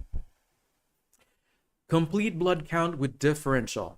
Would that really be a critical diagnostic test for the patient? We know that CBC can really help out in determining infection, anemia, or let's say low platelet count. But again, this is not going to be specific or will not be required for monitoring the side effects of the amiodarone. Okay, so not required and not able to assess the known side effects of the amiodarone. Okay. Whoops. So we are going to get rid of letter B, complete blood count with differential. What about letter C, ophthalmologic exam? What can you recall about the effect of the amiodarone? Do you remember what I said earlier about the complication or the side effect or adverse effect of the amiodarone? Remember that it can what? It can lead to the visual blurring of the vision, right? Okay, so we want to make sure that we are clearing the patient before they use them. We need to have the ophthalmologic examination as a baseline, and then also, aside from this test question, we're also going to what? Periodically assess their vision, make sure that we have ask for the doctor to have consultation with an ophthalmologist to periodically check their visual function. Okay, now, yeah, thank you, AGI TV and CFAS, and also Masiabata, okay, and Mary, and also, yeah, those halos around light, right? The deposits of the medication. Also, virtuous lady. Thank you. Now, what about the renal function test? Did we mention something about kidney function check before we start giving the amiodarone? No. This is not typically going to affect the kidney function, so we are going to remove this one, eliminate that. Amiodarone does not typically affect renal function. Let me do that. Amiodarone does not affect kidney function. What about the thyroid function test? Do you recall that one as one of the side effects? Thyroid function, of course, right? Remember about the decrease in the conversion of the thyroid hormones. That's why they're going to end up with hypothyroidism. And so we are going to select this one as well. Amiodarone can lead to hypothyroidism. So make sure that we will be screening our patient before we give this medication to them. All right. So again, let me wrap this up. Make sure that you are checking the patient's the pulmonary function test. Have a chest X-ray to assess the patient's lung anatomy. Also, the thyroid function test to clear the patient if they have a pre-existing hypothyroidism or not. So that's one. And then check for their vision. Make sure that there is an ophthalmologic examination to see if there is a pre-existing blurring of the vision. And so we will know for sure, hey, this is now an effect of the drug, okay, if they're going to be taking that medication. All right. So very good that you're able to capture some of those. And don't forget about the amiodarone. That is a very powerful antiarrhythmic medication. All right, let me just take a look real quick.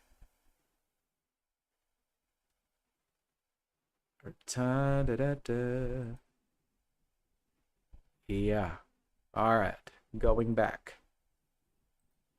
So let's move forward to the second question right now. A patient diagnosed with heart failure is on digoxin, lanoxin, has developed a dysrhythmia. Upon reporting this to the prescriber, what actions are likely to be ordered? Select all that apply. A patient diagnosed with heart failure on digoxin has developed a dysrhythmia. Upon reporting this to the prescriber, what actions are likely to be ordered? Select all that apply. Will that be amiodarone, B, diltiazem, C, dilantin, D, quinidine, E, serum electrolytes?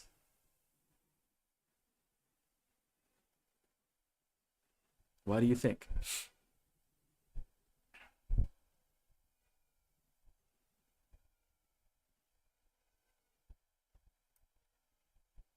Our scenario here is on a patient that has a heart failure and taking digoxin, but they now develop a dysrhythmia. So it is the digoxin causing the dysrhythmia right now. So what would be that possible medication that can, or what could be the possible orders that we will be seeing? Okay. What do you think would be the orders that will be given to you by the medical provider in response to the toxicity caused by the digoxin? Is that amiodarone? Is it B, diltiazem? Is that phenytoin? Is it quinidine? Or is it serum electrolytes?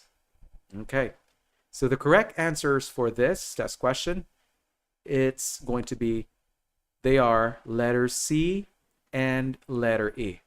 C and letter E. This is quite a hard question, guys. Not common question.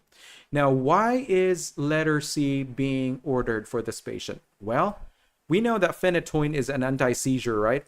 Anti-convulsant. Convulsant drug. Why is this going to be effective? Well, this is going to actually bind to that medication. All right. This is going to treat the digoxin induced dysrhythmia. Okay. This will treat the digoxin induced dysrhythmia. Kind of weird mechanism. Dysrhythmia. And then we also have a letter E, serum electrolytes. Well, we would need to get some information whether the dysrhythmia was caused by an imbalance in the electrolyte, especially if it's caused by the hypokalemia. So we will determine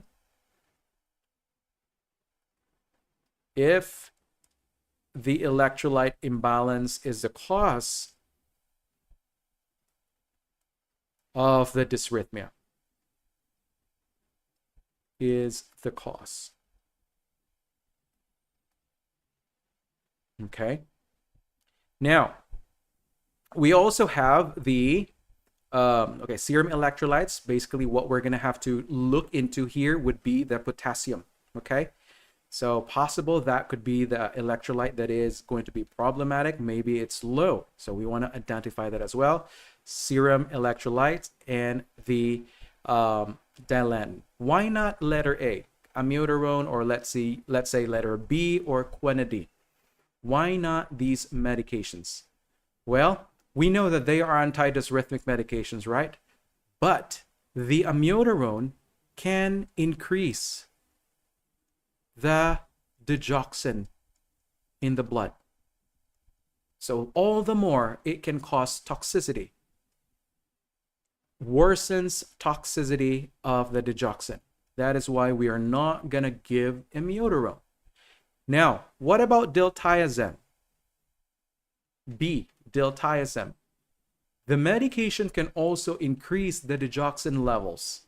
All right? So we're not going to give this drug as well. Anything that can increase the digoxin level will not be administered for this patient to treat the dysrhythmia. Okay. The same thing with the quinidine. It can also increase the digoxin level.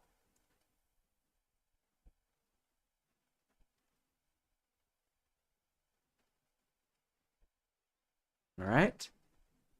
So you have to identify the following: amiodarone, diltiazem, quinidine can potentiate the effect of the digoxin, and there is already a problem. It has already caused the dysrhythmia. So in order for us to not worsen the condition, eliminate these medications or question the medication order if it was ordered by the doctor. So what we're going to do, expect the order, phenytoin, and also the administration of, not administration, but checking the serum electrolyte levels, especially hypokalemia.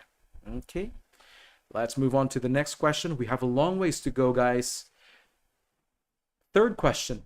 During a class on dysrhythmias and their treatments, the nurse asks which cardiac dysrhythmia leads to the lowest cardiac output and what the effective treatment would be. Okay, the class shows the best understanding by stating that blank causes the lowest cardiac output and the treatment includes blank. So for the first blank here, you're going to be asked to choose from the option 1, and then for the second blank, you're going to have to choose it from option 2.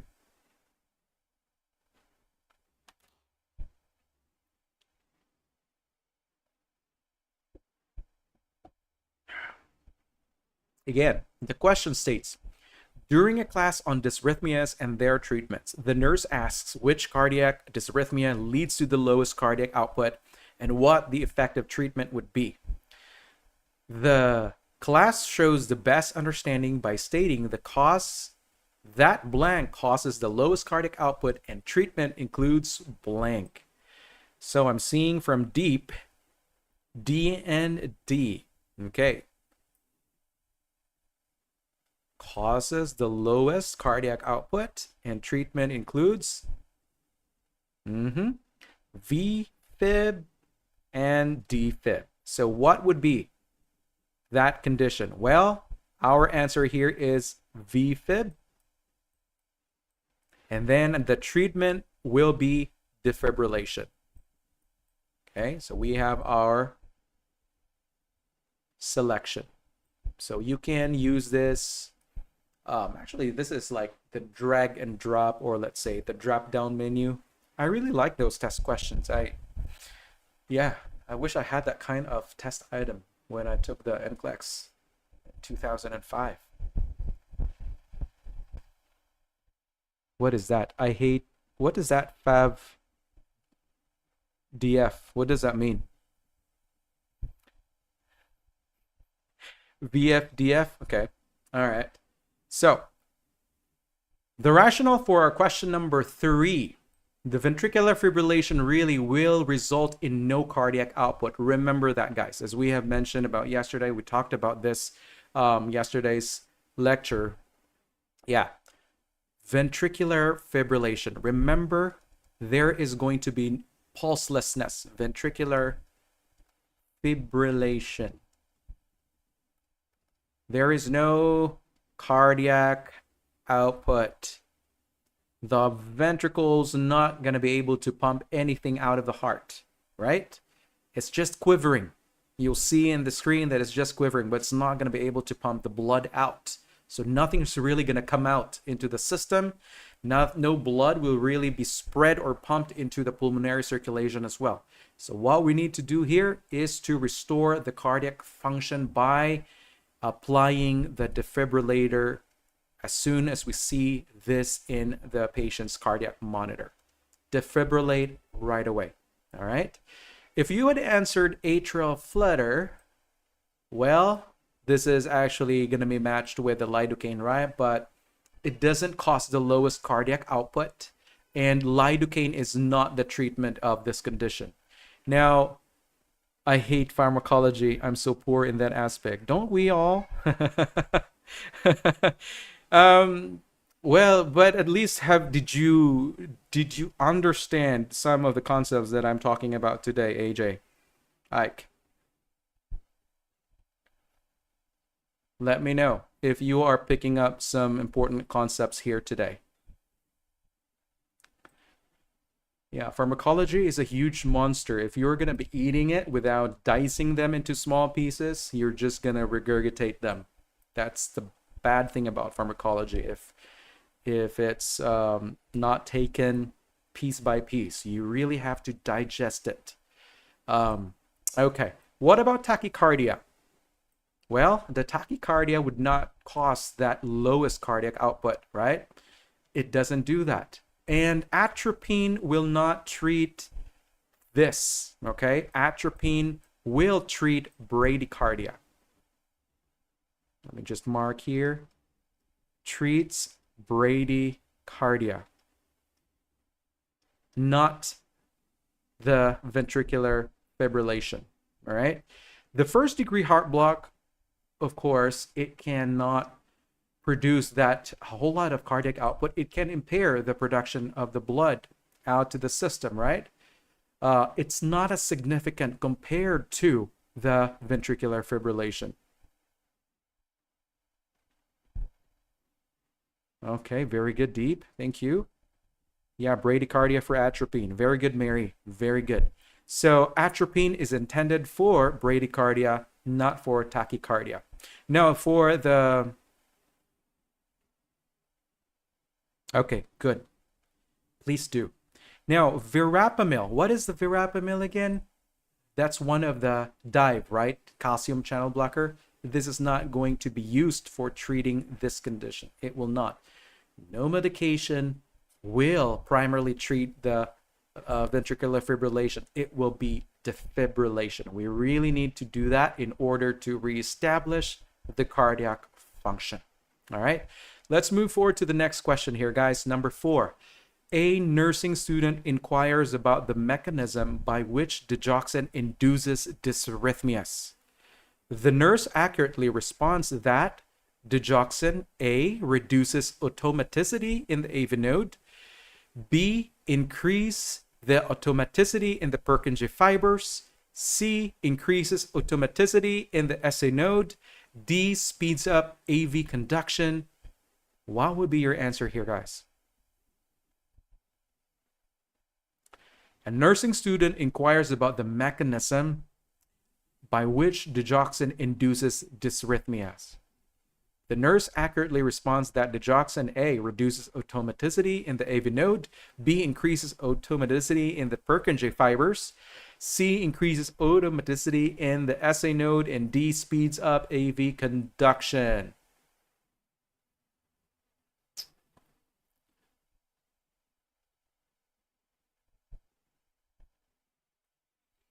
What we're looking for is the mechanism by which digoxin can cause dysrhythmia. Okay? How can it be a bad drug? This is basically what it's asking. How can the lanoxin or digoxin cause a problem like dysrhythmia? So we have an answer from Deep answering letter C. What would be that correct answer? We have answer C, letter A. All right. Well, the correct answer for this question is the letter B. Let me explain. How can digoxin be a bad drug causing the digoxin? Well, it can increase the automaticity in the Purkinje fibers. This is the drug effect. Isn't that kind of like puzzling? What? Yeah, it can actually increase this automaticity in the Purkinje fibers. Remember about the heart? We have the SA node. It conducts to the AV node. And then the bundle of His, the right and the left. And then we have the Purkinje fibers towards the periphery. Remember that? So this is quite an interesting effect of the digoxin. It can increase the automaticity in the Purkinje fibers, which can actually cause the person to have dysrhythmia. This is just what the drug can do, right? In order for you to eliminate or to identify the correct answer, let's start by eliminating one by one. So let's take a look on letter A. Reduce automaticity in the AV node. Okay. Well, letter A is basically the desired effect of the digoxin. That is why this medication is going to be useful in slowing down the erratic impulses, okay, in the AV node. So this is the desired effect of the drug.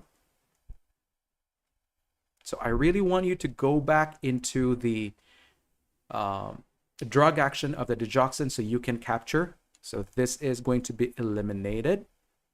What about letter C? Increase the automaticity in the SA node. Okay. Well, the digoxin cannot increase the automaticity in the SA node as well. All right. So we are going to eliminate that one. Does not increase automaticity.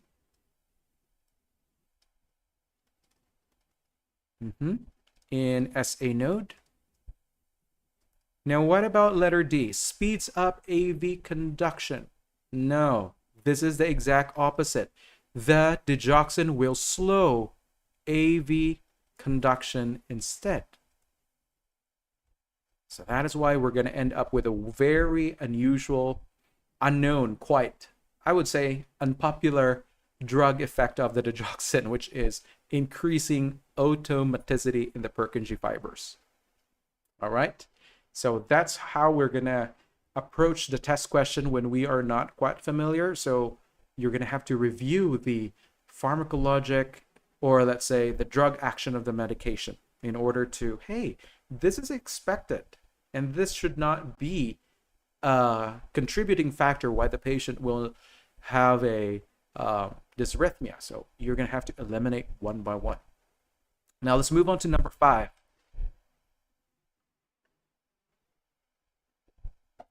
We have here a medication that we did not touch earlier because I'll be talking a lot more about the adenosine. Number 5, during a discussion about adenosine with a nursing student, which statement by the student suggests they need additional instruction? The question states, during a discussion about adenosine with the nursing student, which statement by the student suggests they need additional instruction? Is it A, adenosine acts by suppressing action potentials in the SA and the AV nodes? B, adenosine can be used to prevent paroxysmal supraventricular tachycardia and Wolff-Parkinson-White syndrome? Or is it C, adenosine has a half-life that lasts only a few seconds and must be given intravenously? And D, adenosine is not effective for treating atrial fibrillation, atrial flutter, or ventricular dysrhythmias. So take your time, guys.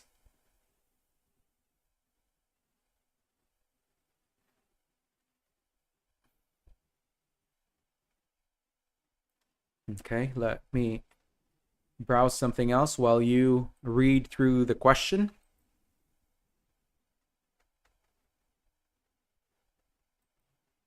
Whoops, sorry about that.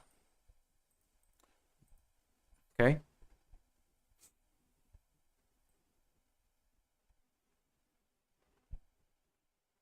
I'm seeing just guess. Yeah, no worries. B and C. Okay, let me wait for the others as well. So we are looking for that statement stated by the student that would require additional teaching by the clinical instructor maybe, or the staff nurse or a registered nurse.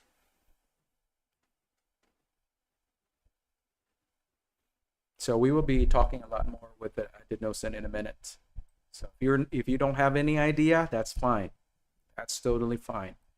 And this is a medication that is very popular in the ICU, especially in treating those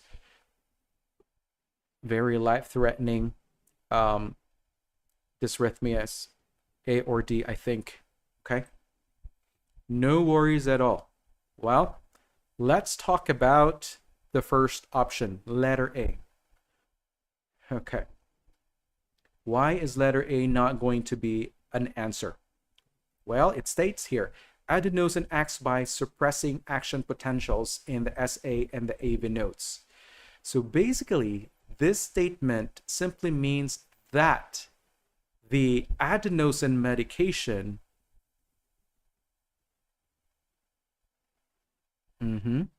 I know B, D are correct and will not require additional teaching.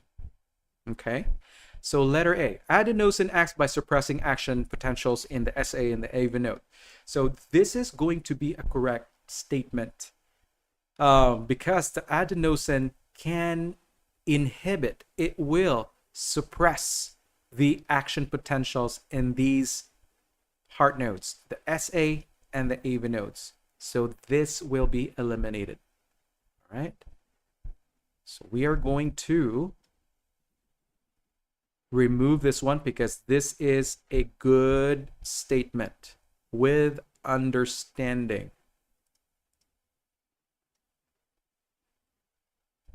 This is a correct statement by the student.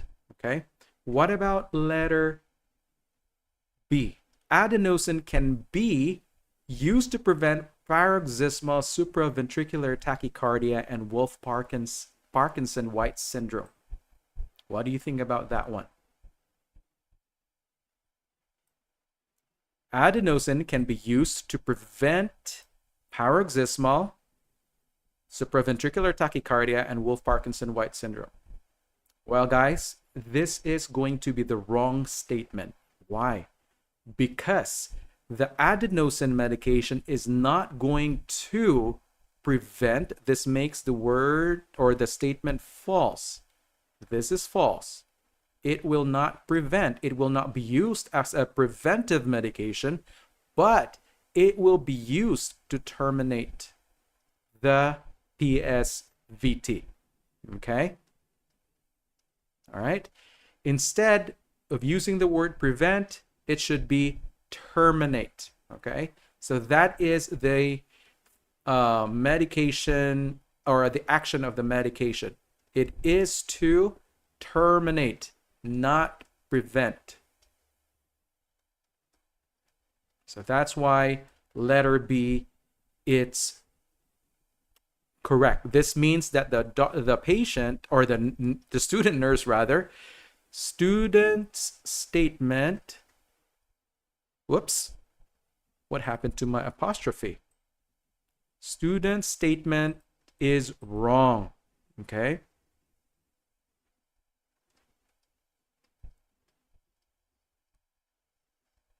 Is wrong. So this needs to be corrected.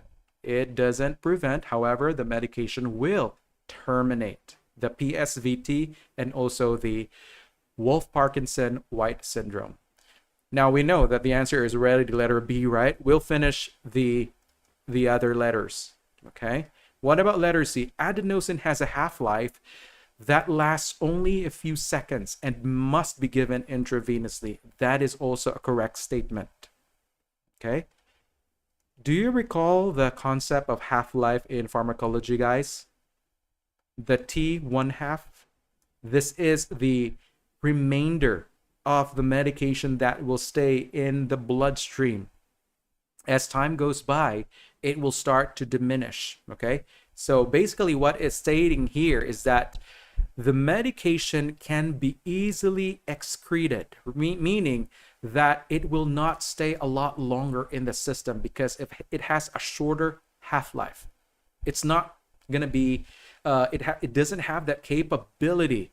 It doesn't have that capability to stay longer in the body or in the blood in normal conditions. Okay, so this is basically what a half-life means, and we'll be talking about the half-life later on. Letter D, adenosine is not effective for treating atrial fibrillation, atrial flutter, or ventricular arrhythmias. Is that correct? Yeah, the adenosine is not effective in treating this, so this is also a correct statement. Okay. Now, we'll talk about what adenosine is. So what is this basically?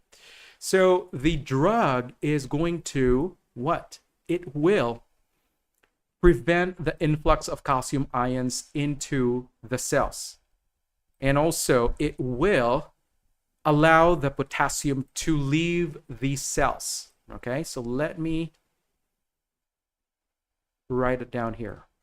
Why is adenosine have that kind of like very distinct effect?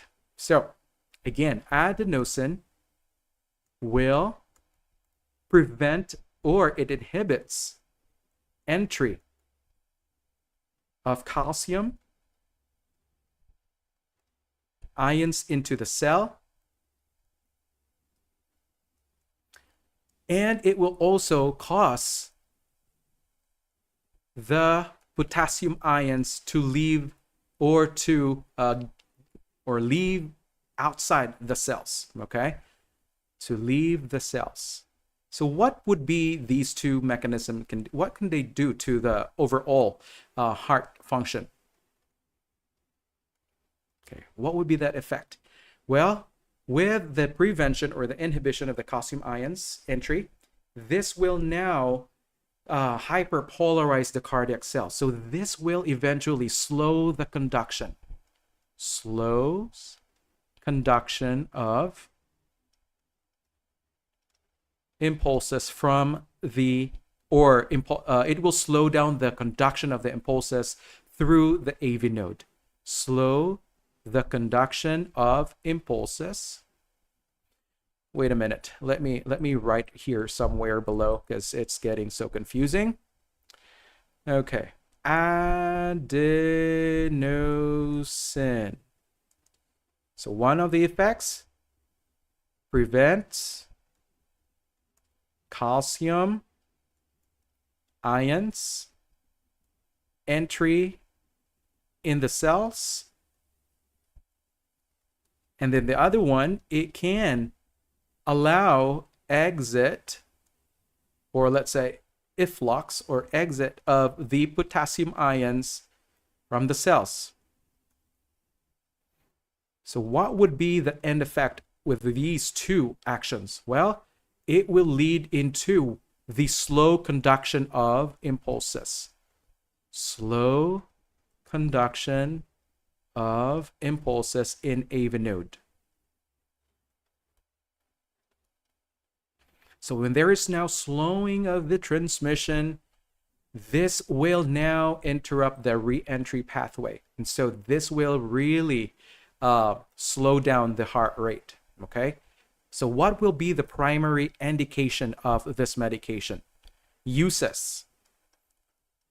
It will be effective in terminating the supraventricular tachycardia, okay? It will be used in PSVT, which is the paroxysmal supraventricular tachycardia.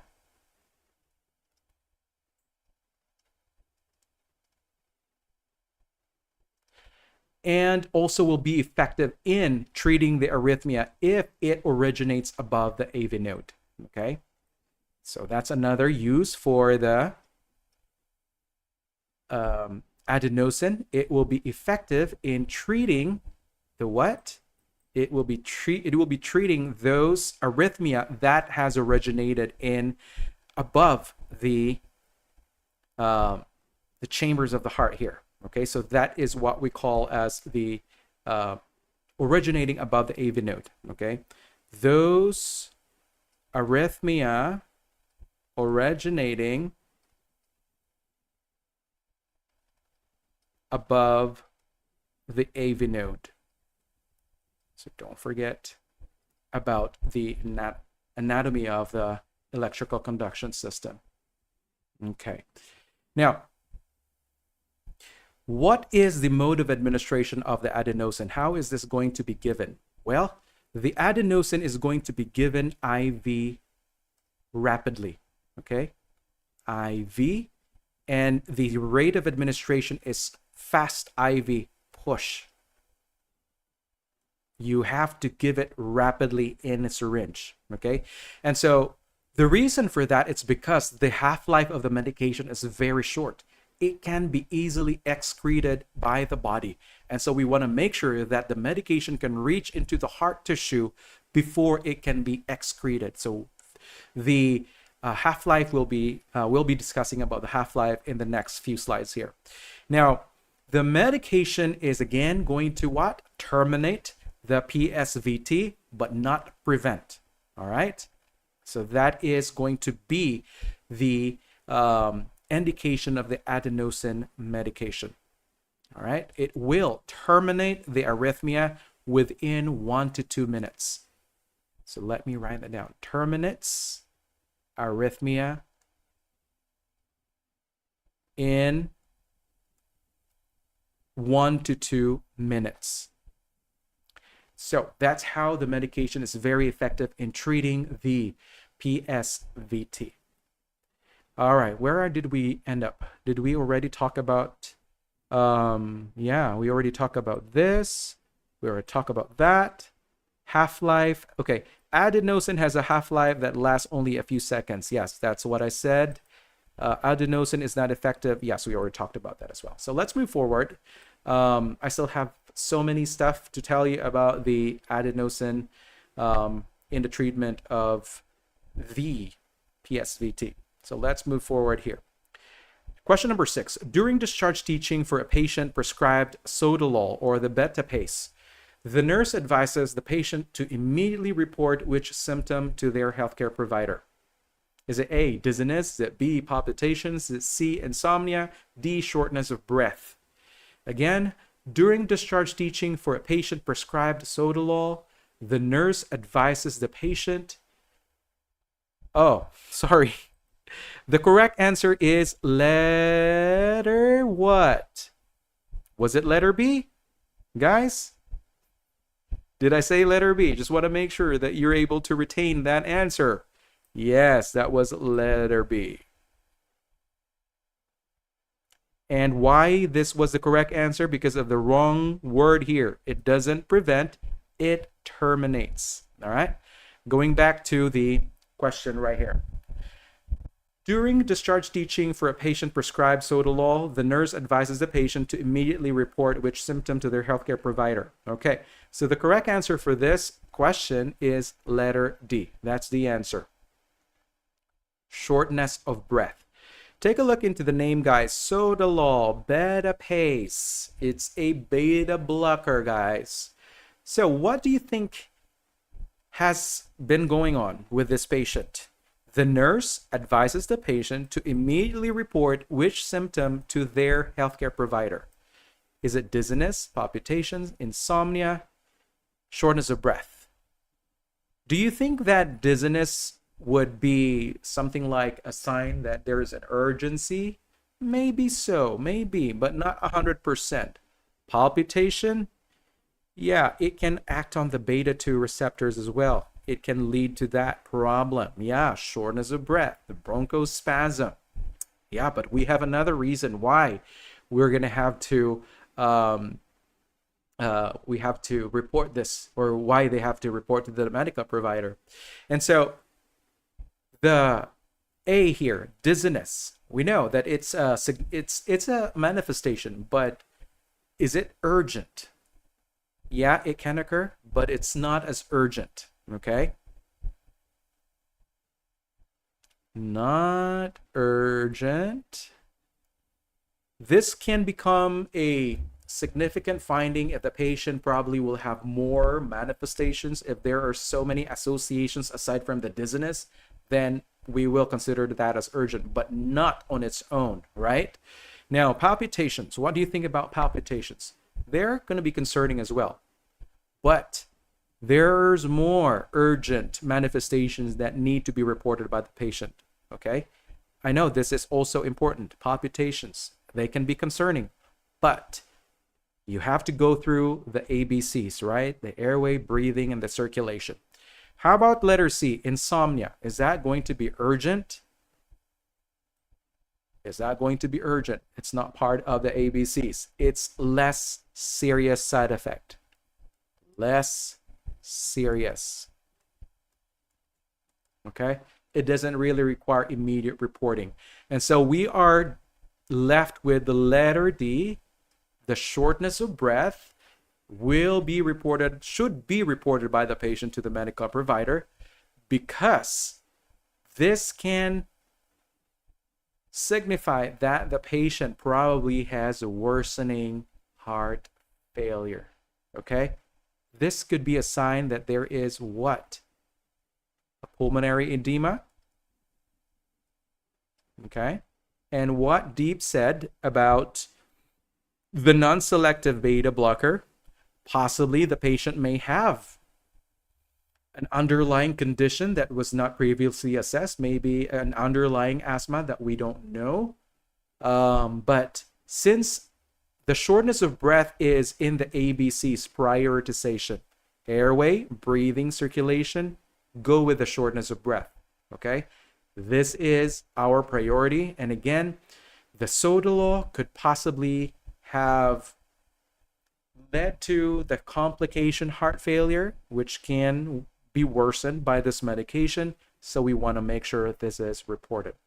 Okay, pulmonary edema in CHF.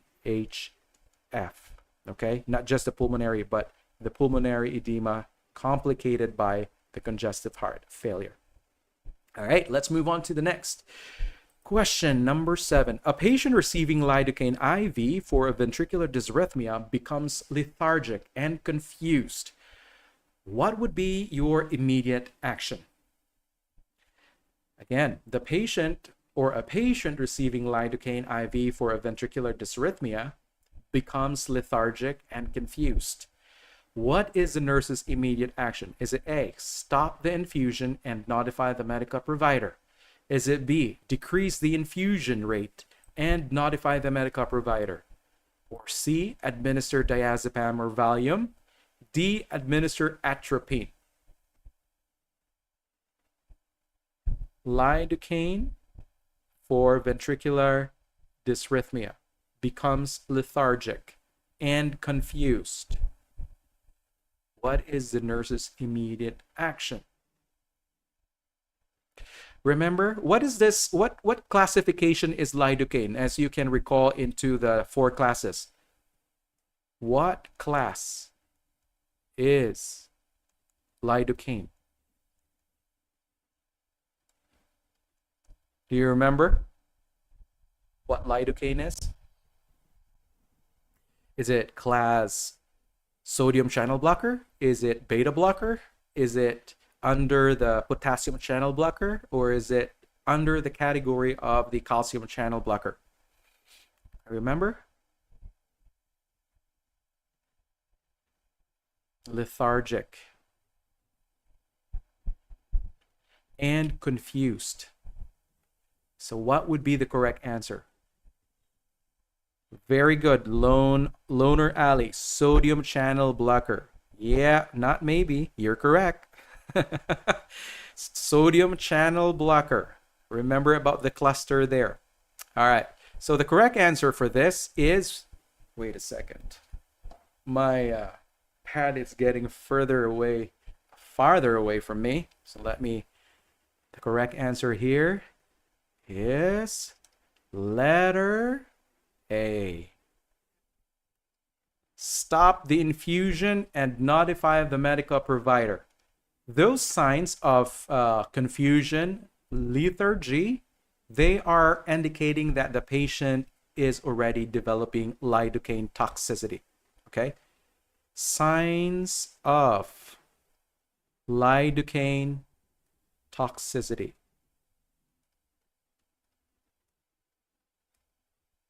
Remember about the sodium that is being inhibited from going inside the heart cell.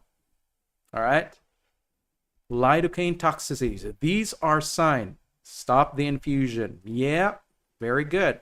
So it should be stopped immediately and notify the medical provider right away. Okay. Now what we're going to do for letter B, decrease the infusion rate and notify the medical provider. Well, if we're just decreasing the infusion rate, you're just adding some more of the medication to enter into the bloodstream, right? So basically, we need to stop the infusion. Do not just decrease, but prevent further toxicity. This is going to be wrong. This is wrong. Okay? What you should do is to prevent further toxicity. As soon as you observe these findings, make sure you stop in the infusion. Do not let it run. Okay? Stop and disconnect. Now, letter C, administer diazepam. What do you think about that? This is not going to be indicated for managing lidocaine toxicity. And the patient is already lethargic. So we're not gonna, there's no medical reason why a Valium will be used for this scenario. It will not treat the confusion. It will not treat the lethargy of our patient caused by the lidocaine. So we're gonna eliminate this one as well. What about letter D? Administer atropine. Well, this is not known to be effective. It's not known to be appropriate medication to treat the toxicity of lidocaine. So we are going to eliminate now this one. Not indicated. All right. So we are going to stop the infusion once the patient becomes lethargic, if they are confused. Again, this is because of the sodium ions that were inhibited from entering into the cardiac cells, right? And also the other cells in the body, right? It's just not isolated into the heart tissue. So there will be neurological manifestations. If you are going to prevent the influx of the sodium ions into the cell, think about the the impaired function of the brain cells because of that medication effect. Let's move on to the next question, number 8. In a discussion about adenosine adenocard with a nursing student, which statement by the student reflects an accurate understanding of the drug? In a discussion about adenosine with the nursing student, which statement by the student reflects an accurate understanding of the drug? So we have letter C from Deep. Right. That was an easy answer. Letter C, correct? We mentioned that in the previous 2 slides. The correct answer is the letter C. It said here, in a discussion about adenosine with a nursing student, which statement by the student reflects accurate understanding? So this is now going to look for that positive statement. Yeah, of course. Adenosine has a very short half-life, and here we're going to talk about the half-life, guys. But before we go to do that, let us eliminate the other options. What happened to my pen? Or I guess I'll wait to do that. We'll talk about the adenosine first. So basically, the medication has a very short half-life, okay? It will only last a few seconds, okay? It will only last a few seconds. And when we are talking about the adenosine, remember that it was indicated for what? Or use. I wish I could just use my finger to erase, but apparently not. Use of the adenosine. This is indicated for a patient with the paroxysmal supraventricular tachycardia, right? And so what is going to be given here? The usual initial dose for this drug, it is going to be, I'm just giving here information about the general, right? So most often this is going to be given as 6 milligrams, and then this will be given rapid IV, 6 milligram initial dose. And so your administration here will be bolus of about 1 to 2 seconds. Very fast. Now, if you are going to be that student that really likes to get their medication way too fast, this is your time to administer the medication way too fast. You're just like, squirt, done, not even a split second. So you're going to give this medication really rapidly because of the medication's very short half-life. It can be excreted rapidly. And so our goal here is to medicate the patient very rapidly for the medication to reach into the heart tissue before it can be eliminated, okay? Now, after the initial dose, let's say, for example, maybe the patient is not responding to the first dose. So possibly the patient will require a second dose, all right? Let me just put it right here. If needed, all right? If the patient did not respond, then probably we're gonna get an order of 12 milligrams IV, and this is something that can be given after 1 to 2 minutes, okay, after the initial dose, okay? So it will be given 1 to 2 minutes after the initial dose, only if the patient would still require it, okay? If the second dose is not helping the patient, then we'll probably proceed with the third dose, okay? All right, only if the second dose is not effective, then we're going to have to give another 12 milligrams. IV push very rapidly. And this will be given 1 to 2 minutes after the second dose. Only if the second dose doesn't work. Okay, Now, when we are talking about the half-life here, very short half-life. I'm going to show you a screen right now, so I'm going to need to erase this. I wish I wouldn't have to, but let me try. So, talking about the half-life, guys. Yeah, I need to erase this. When we are talking about the half-life of the medication, then this simply means that the medication can be easily excreted, right? It can, the body will eliminate this way too fast. Okay, what happened?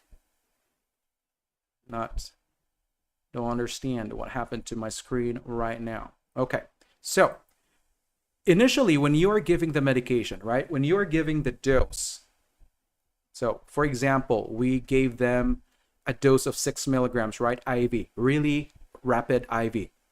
So that is our initial. However, though, the half-life of the medication is already 10 seconds, is only 10 seconds. And this is a known fact. 10 seconds, that is the half-life of the medication. We are talking about adenosine. So every 10 seconds, the medication will be excreted until it's no longer present in the bloodstream. So after 10 seconds, you gave that medication, that 6 milligrams will be placed into half. So there's only going to be 3 milligrams remaining in the bloodstream after the first 10 seconds. This is the first half-life. Now, another 10 seconds would pass by. And so this is what we call as the second half-lives. So what do you expect will happen to the 3 milligrams here? It will be cut into half.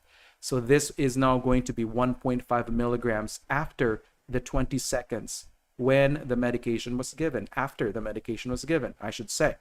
Now, after another half-life, let's say after 30 seconds, this is going to cut the medication presence inside the body. So there's going to be only 0.75 remainder in the bloodstream.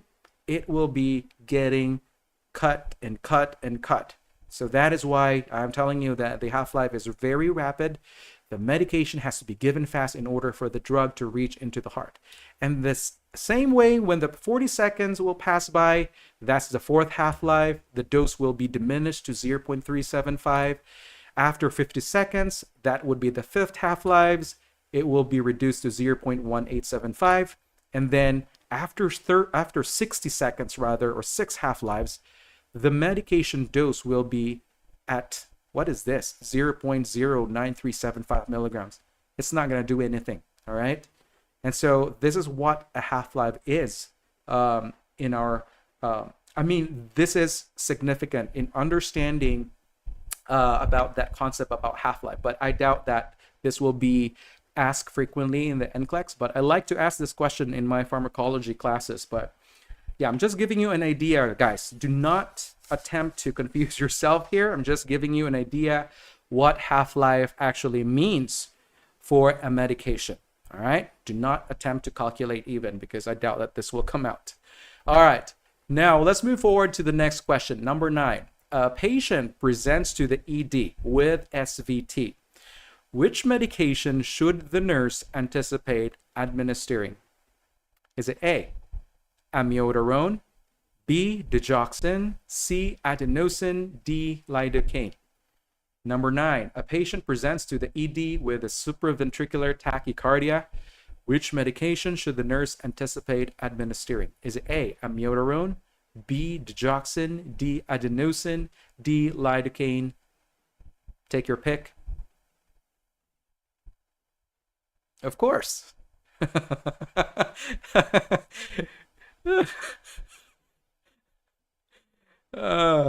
Right? So our pick right here is going to be letter C. PSVT. We already mentioned that. Adenosine. All right. It is the drug of choice for terminating SVT. Drug of choice in terminating. Ugh, I hate my handwriting today. I think I need an adenosine. Okay. Drug of choice in treating what? PSVT. Okay. Again, it will terminate PSVT, not prevent. Please keep this in mind, guys. It will not prevent, but it will terminate PSVT. Okay, so what is the action again? It will temporarily block the conduction through the AV node. It has a very rapid effect. And so the medication can get easily excreted, and this is quite like, it's going to give the medical team a much more flexible kind of plan in treating because of the medication's rapid onset of action. Okay. Now let's talk about amiodarone. What is this amiodarone? Well, it is important in treating, right? So this is already the answer. Well, I'll mark this as wrong right now, so to lessen the confusion, okay? We know that amiodarone is really important in the treatment of the dysrhythmias, but it's not the first line.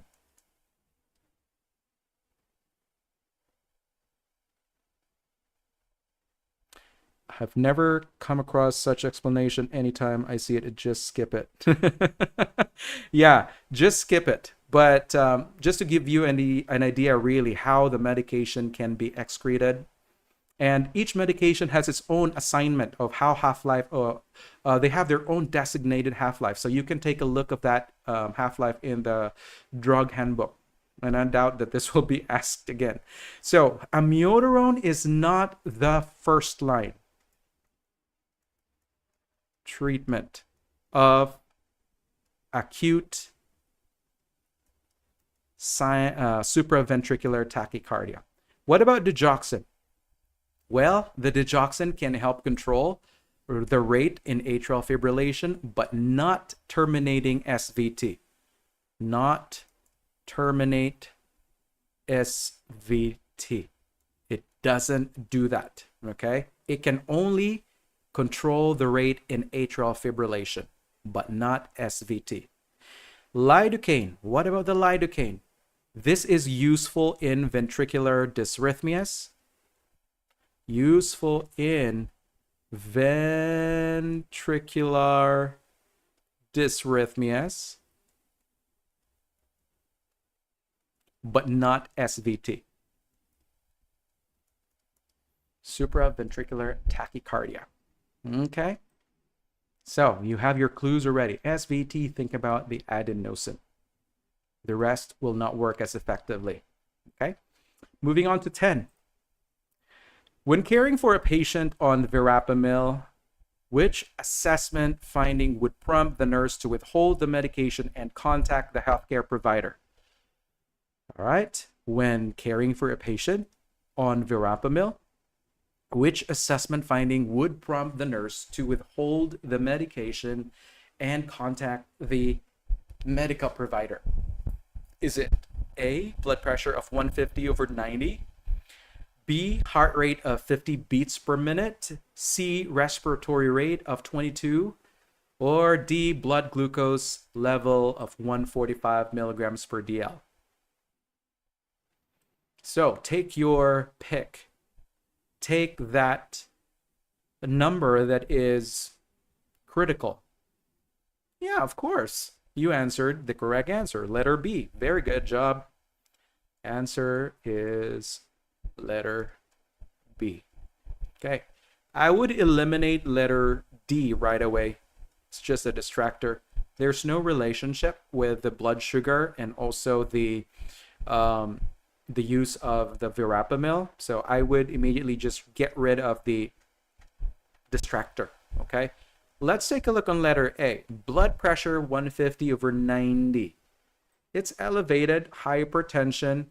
So this is not an indication that we're supposed to hold a verapamil. Okay. So not an indication to hold verapamil?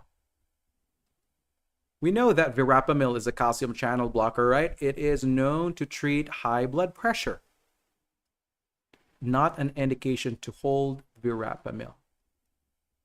So it's not a verapamil. Okay, so we're going to eliminate that one because it's not contraindicated in a blood pressure of 150/90. Yeah, negative inotrope. Let's see about letter B. Yeah, heart rate of 50 beats per minute. Remember that it can cause the heart rate to go down? Yeah. 50 beats per minute is already abnormal, guys. Abnormal bradycardia. This is what we called earlier as the negative inotrope effect or inotropic effect. Heart rate is going to go down, right? And this is significant. Bradycardia, yeah, that is significant. You need to contact the medical provider right away and also withhold the medication. You're not going to give the medication to this patient when they have a low heart rate. It will further cause them to be bradycardic. So do not give the drug, okay? Hold the verapamil. Do not give it, all right? It's already bradycardia. So this is our correct answer. What about letter C? Respirations of 22 breaths per minute. Yeah, it's a little, like slightly high, 22, but it's not a contraindication of verapamil. Not a contraindication.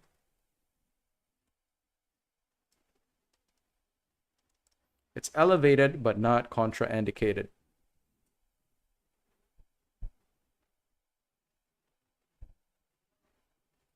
All right. Alrighty. Let's move on, guys. So make sure that you remember about the calcium channel blocker because this is a calcium channel blocker. Don't forget that. Okay? Do not forget that. Moving on, number 11. Before administering propranolol inderal to a patient with asthma, which assessment finding would cause the nurse to withhold the medication and inform the healthcare provider? Is it A, blood pressure of 140/90, B, heart rate of 55 beats per minute, C, respiratory rate of 24 breaths per minute, and D, wheezing and shortness of breath? Before administering propranolol inderal to a patient with asthma, which assessment finding would cause the nurse to withhold the medication and inform the medical provider? Is it A, blood pressure of 140/90, or B, heart rate of 55 beats per minute, C, respiratory rate of 24, wheezing and shortness of breath? Take your pick.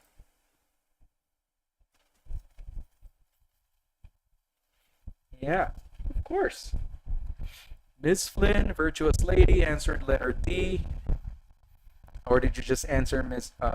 Vinus Reiteran? We have Deep answering letter D as well. Okay. Now you're talking. Very good. Letter D is the correct answer. Remember about the propranolol. This is a non-selective beta blocker. And the patient is with asthma. So this is a question that is going to be probably asked in the NCLEX, right? Risk reduction, reduction of risk potential, I should say. Okay. So, yeah, we are going to withhold the drug and we are going to inform the medical provider when they have wheezing because this is what? Asthma. And remember that the non-selective beta blocker, it can stimulate the adrenergic, beta adrenergic blockers in the lungs. Can stimulate the beta receptors. Beta blockers can stimulate the beta receptors in the lungs. What am I saying? It can exacerbate the asthma, to be short, as Deep said. She's doing it in all caps, screaming at us. Exacerbate asthma. So, we don't want to administer this medication. We're going to have to question the order, okay? So we will question the physician's order. The doctor's order. We're going to hold it. We're going to have to call the medical provider. This is not supposed to be given, all right? So this is the assessment finding that we should select, okay? Meaning the patient is already wheezy, they're asthmatic, they have narrowing of the airway, and we're not gonna have to give that medication or else we're gonna kill the patient. We're not 007, guys. You're not James Bond. You're not gonna kill this patient, all right? Do not kill the patient. That's the first thing. What about letter, what else? Letter A, blood pressure of 140/90. Does that contraindicate the administration of Enderol? No. We want to treat that blood pressure, right? It does not call for withholding. So we are going to eliminate that because we are looking for that answer that would cause us to not give the medication, all right? So this is going to be not necessitate withholding. Not necessitate. I like these types of questions. Not necessitate withholding. Or simply, we will give the medication. But no, right? Because the patient is asthma. We still can't. We're going to have to treat the patient with another what do you call this? Beta blocker, all right? We're going to have to get another order, which is basically a cardio-selective beta blocker, all right? Heart rate, 55 beats per minute. Yeah, it can alert you really, but what is really important here is the wheezing. That simply means that there's already bronchospasm, and we're not going to cause any more of that, okay? So the rest, I'm not going to even talk about it because we already have a patient that has asthma. No matter what, with the vital signs here, I'm not going to give any of that propranolol. I'm staying away from that medication. All right, let's move forward with number 12. For a patient receiving IV cardizem for AFib, what should the nurse prioritize in their assessment? Is it A, blood pressure, B, peripheral edema, C, urine output, D, pupillary response? Question 12. For a patient receiving IV cardizem for atrial fib, what should the nurse prioritize in their assessment? Is it A, blood pressure, B, peripheral edema, C, urine output, D, pupillary response? James answered letter A, blood pressure. Very good. That is the correct answer. Cardizem, diltiazem. Remember, it can cause hypotension. Yeah, we're going to have to select causes hypotension. If you're selecting letter B, peripheral edema, I would do that after prioritizing letter B, okay? Yeah, peripheral edema is also a good assessment finding that we will be addressing, but that will follow after the blood pressure. What about the urinary output? Would that place higher priority than the blood pressure? I guess not. It's not going to be directly affected by diltiazem, okay? So let me just put it right here. Not directly affected by diltiazem. What about the pupillary response? Irrelevant.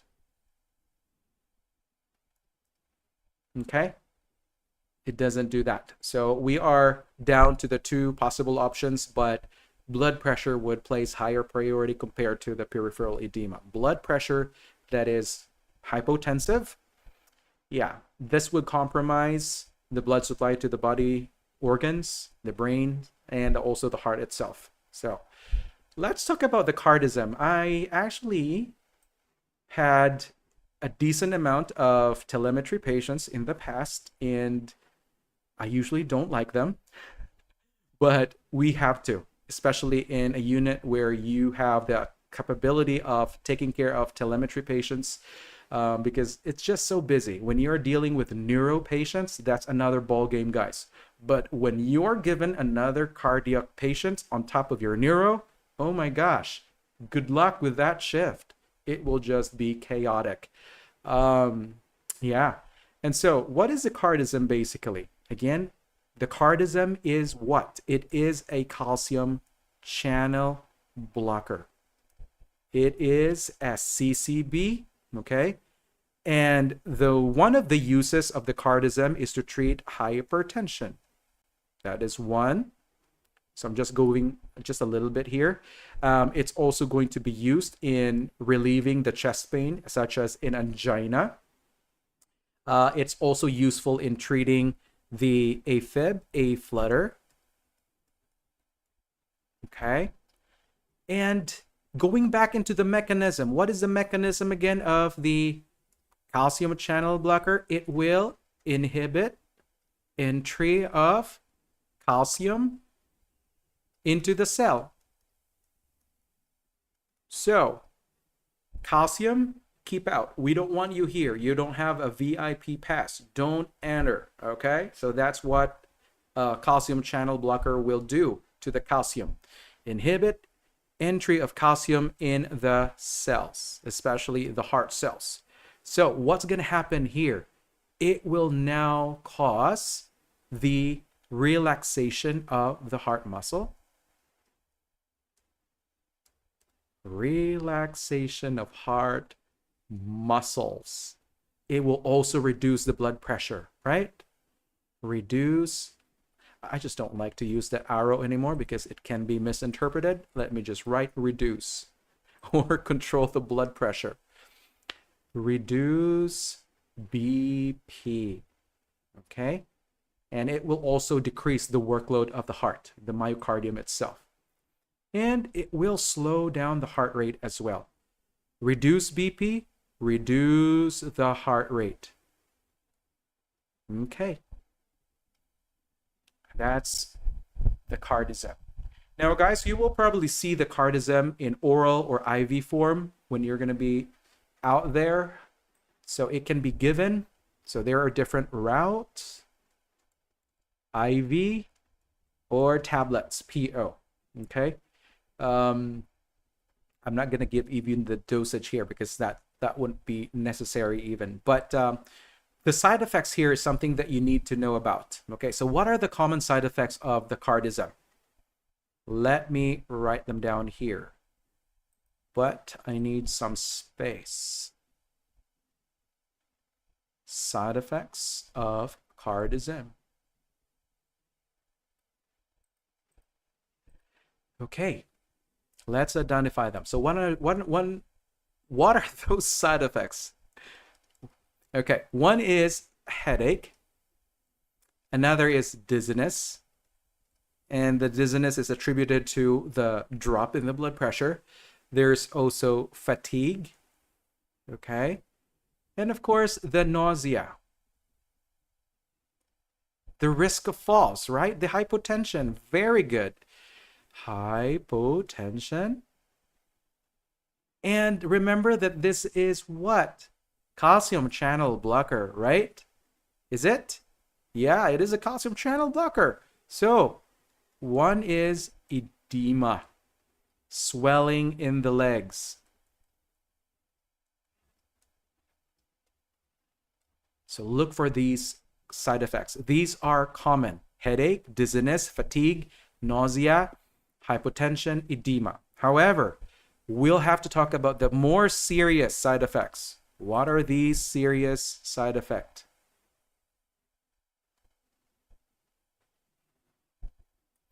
I wish my board is larger than this screen. Serious side effects. So what are those serious side effects? Of course, it could be the bradycardia, which could be low, maybe 40s, 50s. We don't want that. And of course, hypotension is another. It's also considered as serious. And another is AV block, those heart block that we talked about yesterday. And heart failure. And some allergic reactions could lead into the anaphylaxis. But consider these as the most serious side effects for the diltiazem cardizem. So take note: bradycardia, hypotension, heart block or AV block, atrioventricular block, heart failure. All right. Now, there's more. There's more. Let me get rid of some of these. I hope that you're writing notes, because I do write a lot of stuff. What are the drug interactions that you need to be aware of? Well, there's many of them, guys. You gotta be careful. One of those medications that can interact with the verapamil or the not verapamil, but cardizem that we are talking about, diltiazem cardizem. So one of those will be the beta blockers. Yeah, it can lead into the heart issues, heart failure, right? Because it has that, what? Negative inotropic effect. It will decrease the contractility of the heart. Decrease contraction. What else? Possibly the digoxin. Your cardizem can also interact with the drug, and it will increase the digoxin levels. So be careful, guys, when you see the medication orders for this patient. If they are taking the cardizem and they also have a prescription for digoxin, you got to be careful. The patient can possibly lead into digoxin toxicity. So, digoxin toxicity. All right.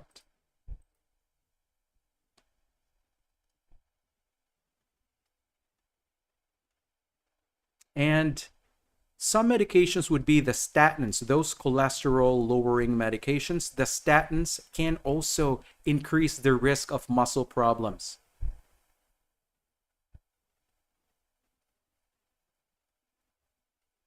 Right? It could probably lead to the rhabdo, right? So that's pretty much it. Those are the drug interactions. However, food interactions. What would be the food interaction here that is known to be, that could result into an adverse reaction? Well, grapefruit is one. And that would be the interaction that I want to emphasize. The cardizem, diltiazem will interact with the grapefruit. So this can increase the level of the cardizem. Increases the level. Increases cardizem. I'll just simplify that. Increases cardizem in the body. It will be toxic. The patient will be getting a lot of the bodily response from the high levels of the cardizem because of the grapefruit taken together with the diltiazem. All right, we don't want that. Yeah. Digibind, Zande. Yes, correct. Digibind. And so please don't forget about the drug interactions. The beta blocker, it can decrease the contractility of the heart. It can worsen the heart failure. When used with digoxin, it can increase the digoxin levels. It can lead to digoxin toxicity. For the statins used with the cardizem, it can lead to possible rhabdo or increased muscle problems. When taken with grapefruit, it can increase the level of the cardizem. We don't want that either. Okay, so you should educate your patient to avoid taking any grapefruit. It could be the regular fruit or the juice. None of those. Okay. Excuse me. Moving on to the next question, guys. Number 13. Before administering amiodarone, cortisone, which baseline assessment is crucial? Is it A, liver function test, B, blood glucose level, C, respiratory rate, D, thyroid function test? Before administering amiodarone, which baseline assessment is crucial? Is it A, liver function test, B, blood glucose level, C, respiratory rate, D, thyroid function test? Here's the lisinopril kicking in. I got the dry cough again. Oh boy.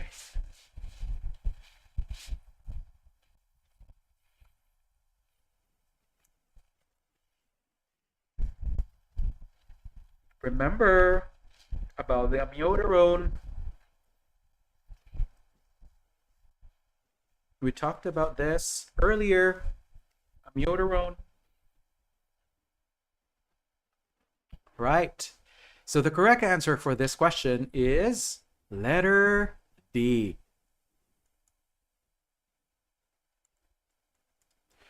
Thyroid function test. Okay, make sure that you have that baseline information, because the cortisone or amiodarone has that, it can affect the thyroid function. By how? It has high iodine content. High iodine content. And we want to make sure that we have the baseline thyroid testing, okay? It has the high iodine content. It can impair the thyroid function. What about letter A? Liver function test. Yeah, it is important as well, guys. Important. But the situation said before administering amiodarone, okay? This actually is asking for like a more prior a lab testing that should be done like critically, because the medication can alter this thyroid function within just a few doses. Okay, so this is what the question is asking actually. We are wanting to check the baseline thyroid function because the medication amiodarone can impair the thyroid function even during the early days of therapy. Okay, it will not take months or weeks before it can do havoc to the thyroid gland. So we want to make sure that we do the thyroid function way before we are initiating the amiodarone, so that we can capture the adverse effect of the drug, which is going to affect the thyroid function during the early days of therapy. Now, for the letter A, liver function test, this is important, but this is going to, the liver function will be impaired more during the later stage. I know it's also important to gather information about the liver enzymes, but it's not as crucial compared to letter D because of its effect. So let me just put it here. Early impairment of thyroid gland in the early phase of therapy or early days of therapy. Whereas the liver function test is also important, but this will occur kind of like later a little bit. So not as higher compared to letter D. What about letter B? Blood glucose. It's not going to be affected. Not affected.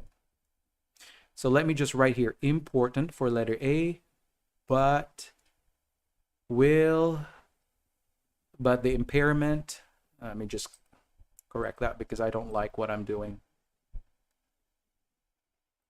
All righty. Amiodarone impairs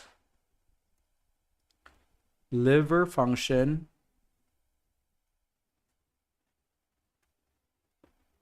with chronic use or long-term use. Okay. So there is that, what do you call this? Urgency to make sure that we have a baseline information for the thyroid gland compared to the liver function, okay? Even though we can do both as far as getting the blood sample, but the urgency falls more to the thyroid testing first, okay? And the respiratory rate right here, it's also important to have that baseline information, but it's not going to be specific. All right. Alrighty, number 14. What time is it? Oh, 3 hours already. That was quite fast. Number 14. When discharging a patient with atrial fibrillation who is starting warfarin, what information should the nurse include in the teaching plan? A, you should use a soft toothbrush and electric razor. B, take aspirin for headaches. C, increase your intake of green leafy vegetables. D, it is safe to take herbal supplements. Let me take a look at your answers. Again, when discharging a patient with atrial fib who is starting warfarin, what information should the nurse include in the teaching plan? Is it A, you should use a soft toothbrush and electric razor. B, take aspirin for headaches. C, increase your intake of green leafy vegetables. And D, it is safe to take herbal supplements. Very good. You answered letter A. I'm safe. Good job all for answering the correct answer. Letter A. You should use a soft toothbrush and electric razor. We're talking about warfarin, a oral anticoagulant. Okay. What is the antidote of this? Just want to make sure. What is the antidote of the warfarin if in case the patient will be bleeding out? What do you think? Okay, type in your answer, please. I just want to know for curiosity's sake. What is the antidote? And what laboratory testing to use? Okay.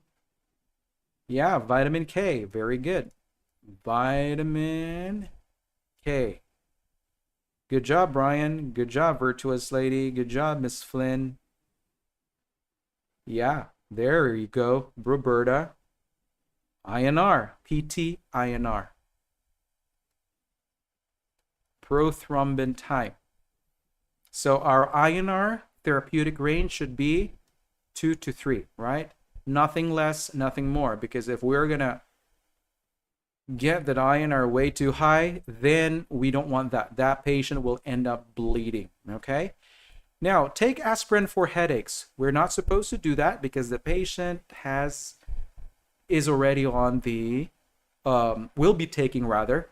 They will be taking the warfarin, and so aspirin can potentiate the bleeding. So we need to instruct the patient, avoid aspirin. They can use the Tylenol instead, not the aspirin. Okay? All right. So no aspirin. What about letter C? Increase your intake of green leafy vegetables. No, we don't want to increase their intake. We just want them to allow the patient to take in the regular the vitamin K foods, like whatever they've been used to. Let them do that. Do not let them increase. Do not let them decrease their intake because we already have the INR to check for the levels of the medication. So educate your patient. We don't want you to decrease the intake. We don't want you to increase the intake of vitamin K rich foods either. This is what you're going to do. Way back in the past, during my time when I was back in college or when I was taking the NCLEX, in the evidence-based practice, we were told to decrease the intake of the vitamin K rich foods. That was the thing back then. But nowadays, We're not gonna let the patient decrease or increase their intake of vitamin K foods. Just let them be. Just educate them that, hey, this is what we're gonna do. Make sure that you're not going to make any changes in your vegetable intake, the green leafy vegetables. So just do what you're used to be doing, okay? So, yeah, bleeding precaution, no herbal supplements. All right, deep. Letter D, it is safe to take herbal supplements. No, this is false because so many of the herbal supplements have so many properties. They have probably some blood thinners in it, like ginkgo, garlic, ginger. So we should teach the patient to not just use the herbal supplements without consulting their medical provider, because some of these meds, or some of these OTCs rather, or supplements, will have anticoagulant effects. All right. So let me just put here garlic, ginger, ginkgo, all right, ginseng. They have anticoagulant properties. So make sure that the patient is told or taught not to take without consulting the medical provider first. Number 15. A client on quinidine for dysrhythmia reports tinnitus and vertigo. What is the nurse's most appropriate action? Is it A, reassure the patient that these are common side effects, B, administer meclizine antivert, C, stop the medication and notify the healthcare provider, D, perform a neurological assessment? Question states, a patient on quinidine for dysrhythmia reports tinnitus and vertigo. What is the nurse's most appropriate action? A, reassure the patient that these are common side effects. B, administer meclizine antivert. C, stop the medication and notify the healthcare provider. And D, perform a neurological assessment. Quinidine for dysrhythmia reports tinnitus and vertigo. Most appropriate action. What you should do this time. We are seeing lots of C. Very good job, guys. You're correct. Answer is letter C. That actually signifies that the patient has what?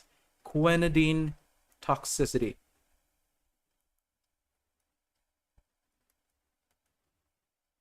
And it should be discontinued right away. Should be discontinued ASAP. Okay? Inform the doctor. This is your job, guys. Do not give any more of the drug. Make sure that this is discontinued. Let the doctor know about this so it will be officially discontinued. Okay? Now, if you had answered letter A, reassure the client that they are experiencing the common side effects. Not just side effects, guys. These are toxic effects. Toxic effects. This is significant. This is wrong. All right? It's not just side effects, but toxic side effects. If you had answered letter B, meclizine, giving meclizine or antivert. So you're just treating the symptom without addressing the cause. Not addressing the cause. It's poor nursing, okay? So make sure you are discontinuing that or withholding that medication and notify the doctor right away.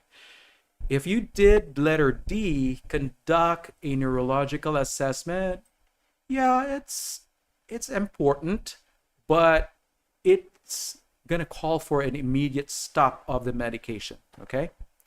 Necessary, but doesn't address the problem.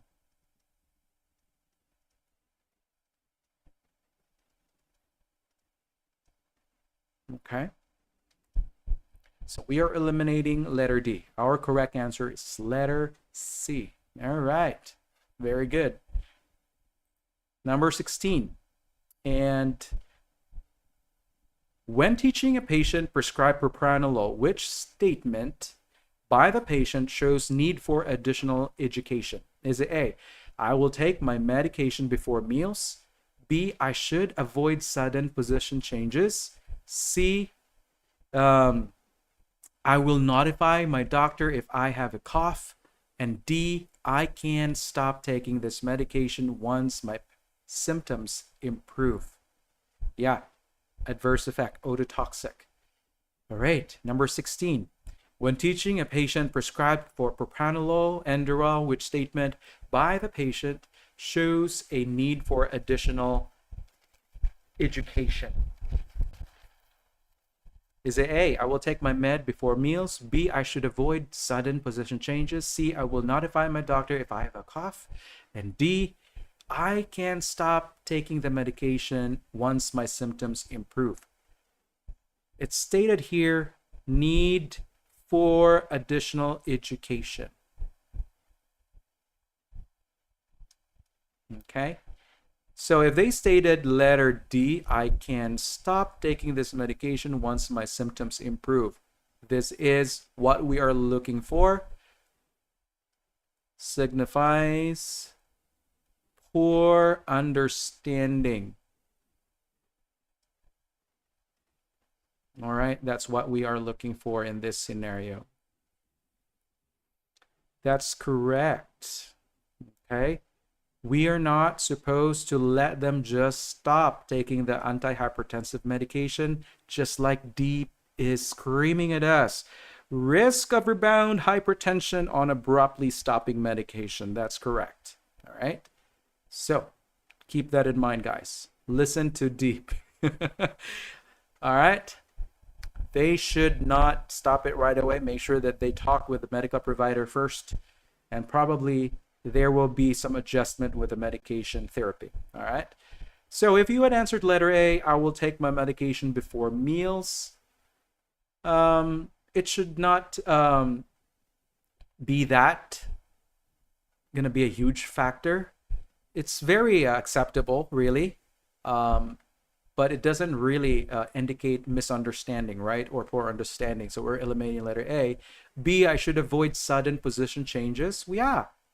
This is signifying good understanding because of the possible orthostatic hypotensive effects. Orthostatic hypotensive effects of the medication. So this is a good statement from the patient. The same thing with letter A. Okay.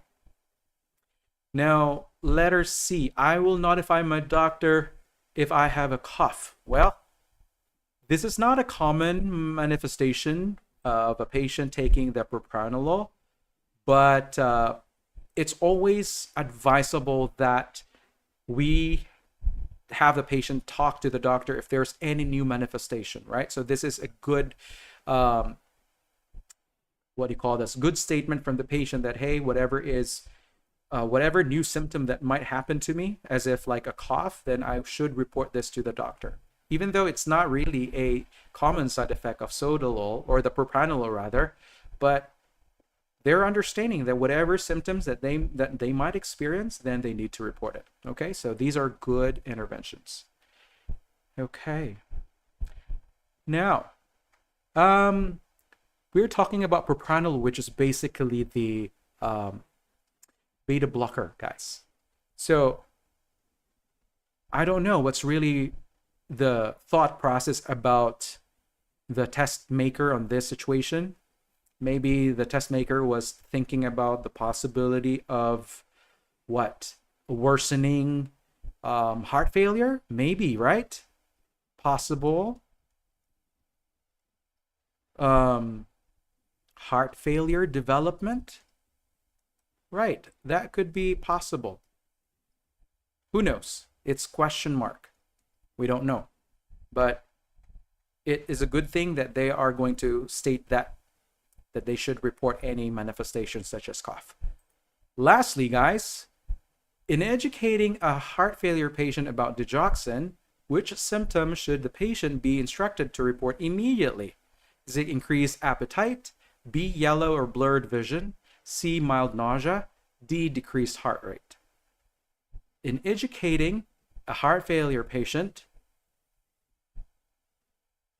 about lanoxin, which symptoms should the patient be instructed to report immediately? Is it increased appetite? B, yellow or blurred vision?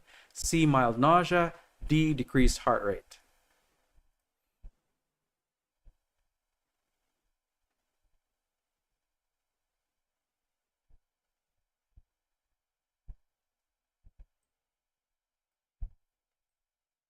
Immediately.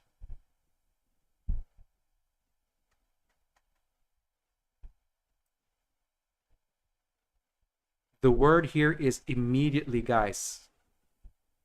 What are we looking for in this scenario? Yeah, digoxin toxicity, right? Look for signs and symptoms of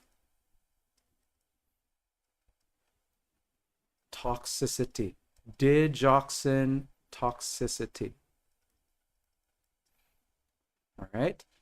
And that is what? Blurred vision. Okay.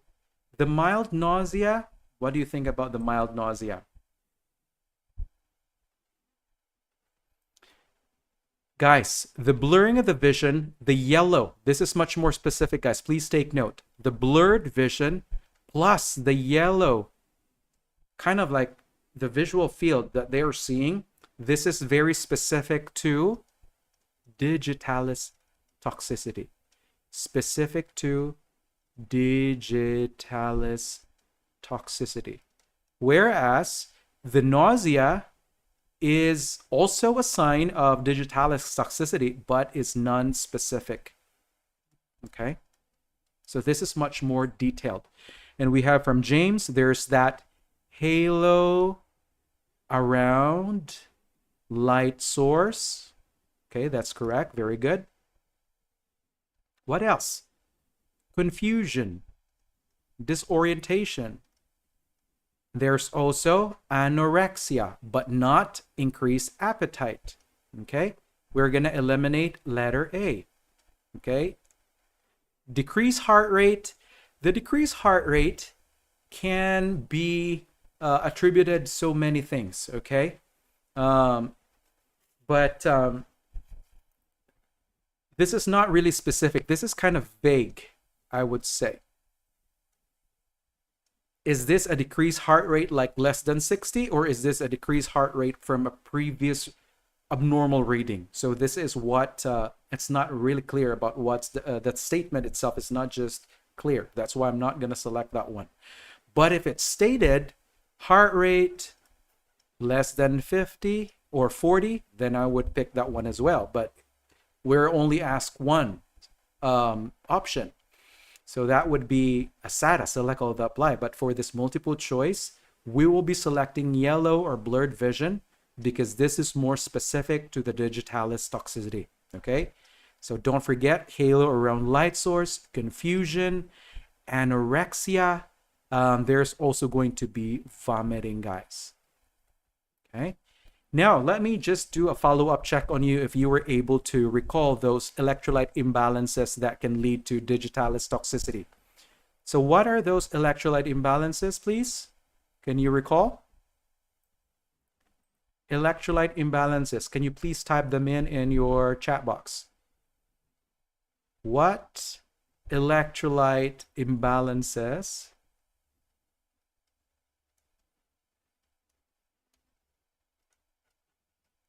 can lead to digitalis toxicity?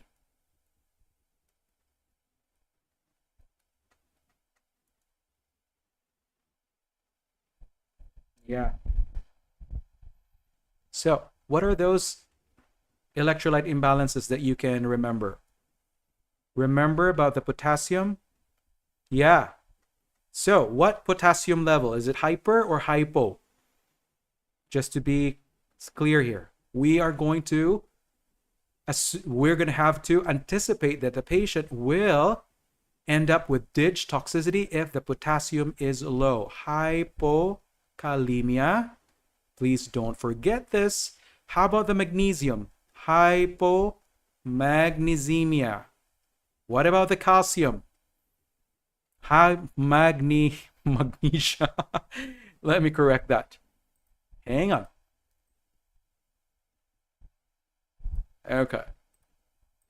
Hypomagnesemia. What about the calcium? There's going to be what?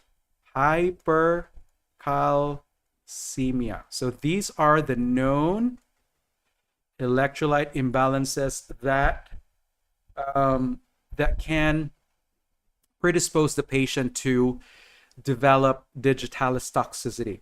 Yeah, the sodium level can also lead to that, but not as popular as the three. I've read that in the literature about the hyponatremia, which can also have some link to the digitalis toxicity, but it's not as closely related to the other. I mean, it doesn't cause as much problem compared to the hypokalemia, decreased potassium, decreased magnesium, and increased calcium. So these are the known electrolytes that are going to lead to what? Digitalis toxicity. Always remember these guys.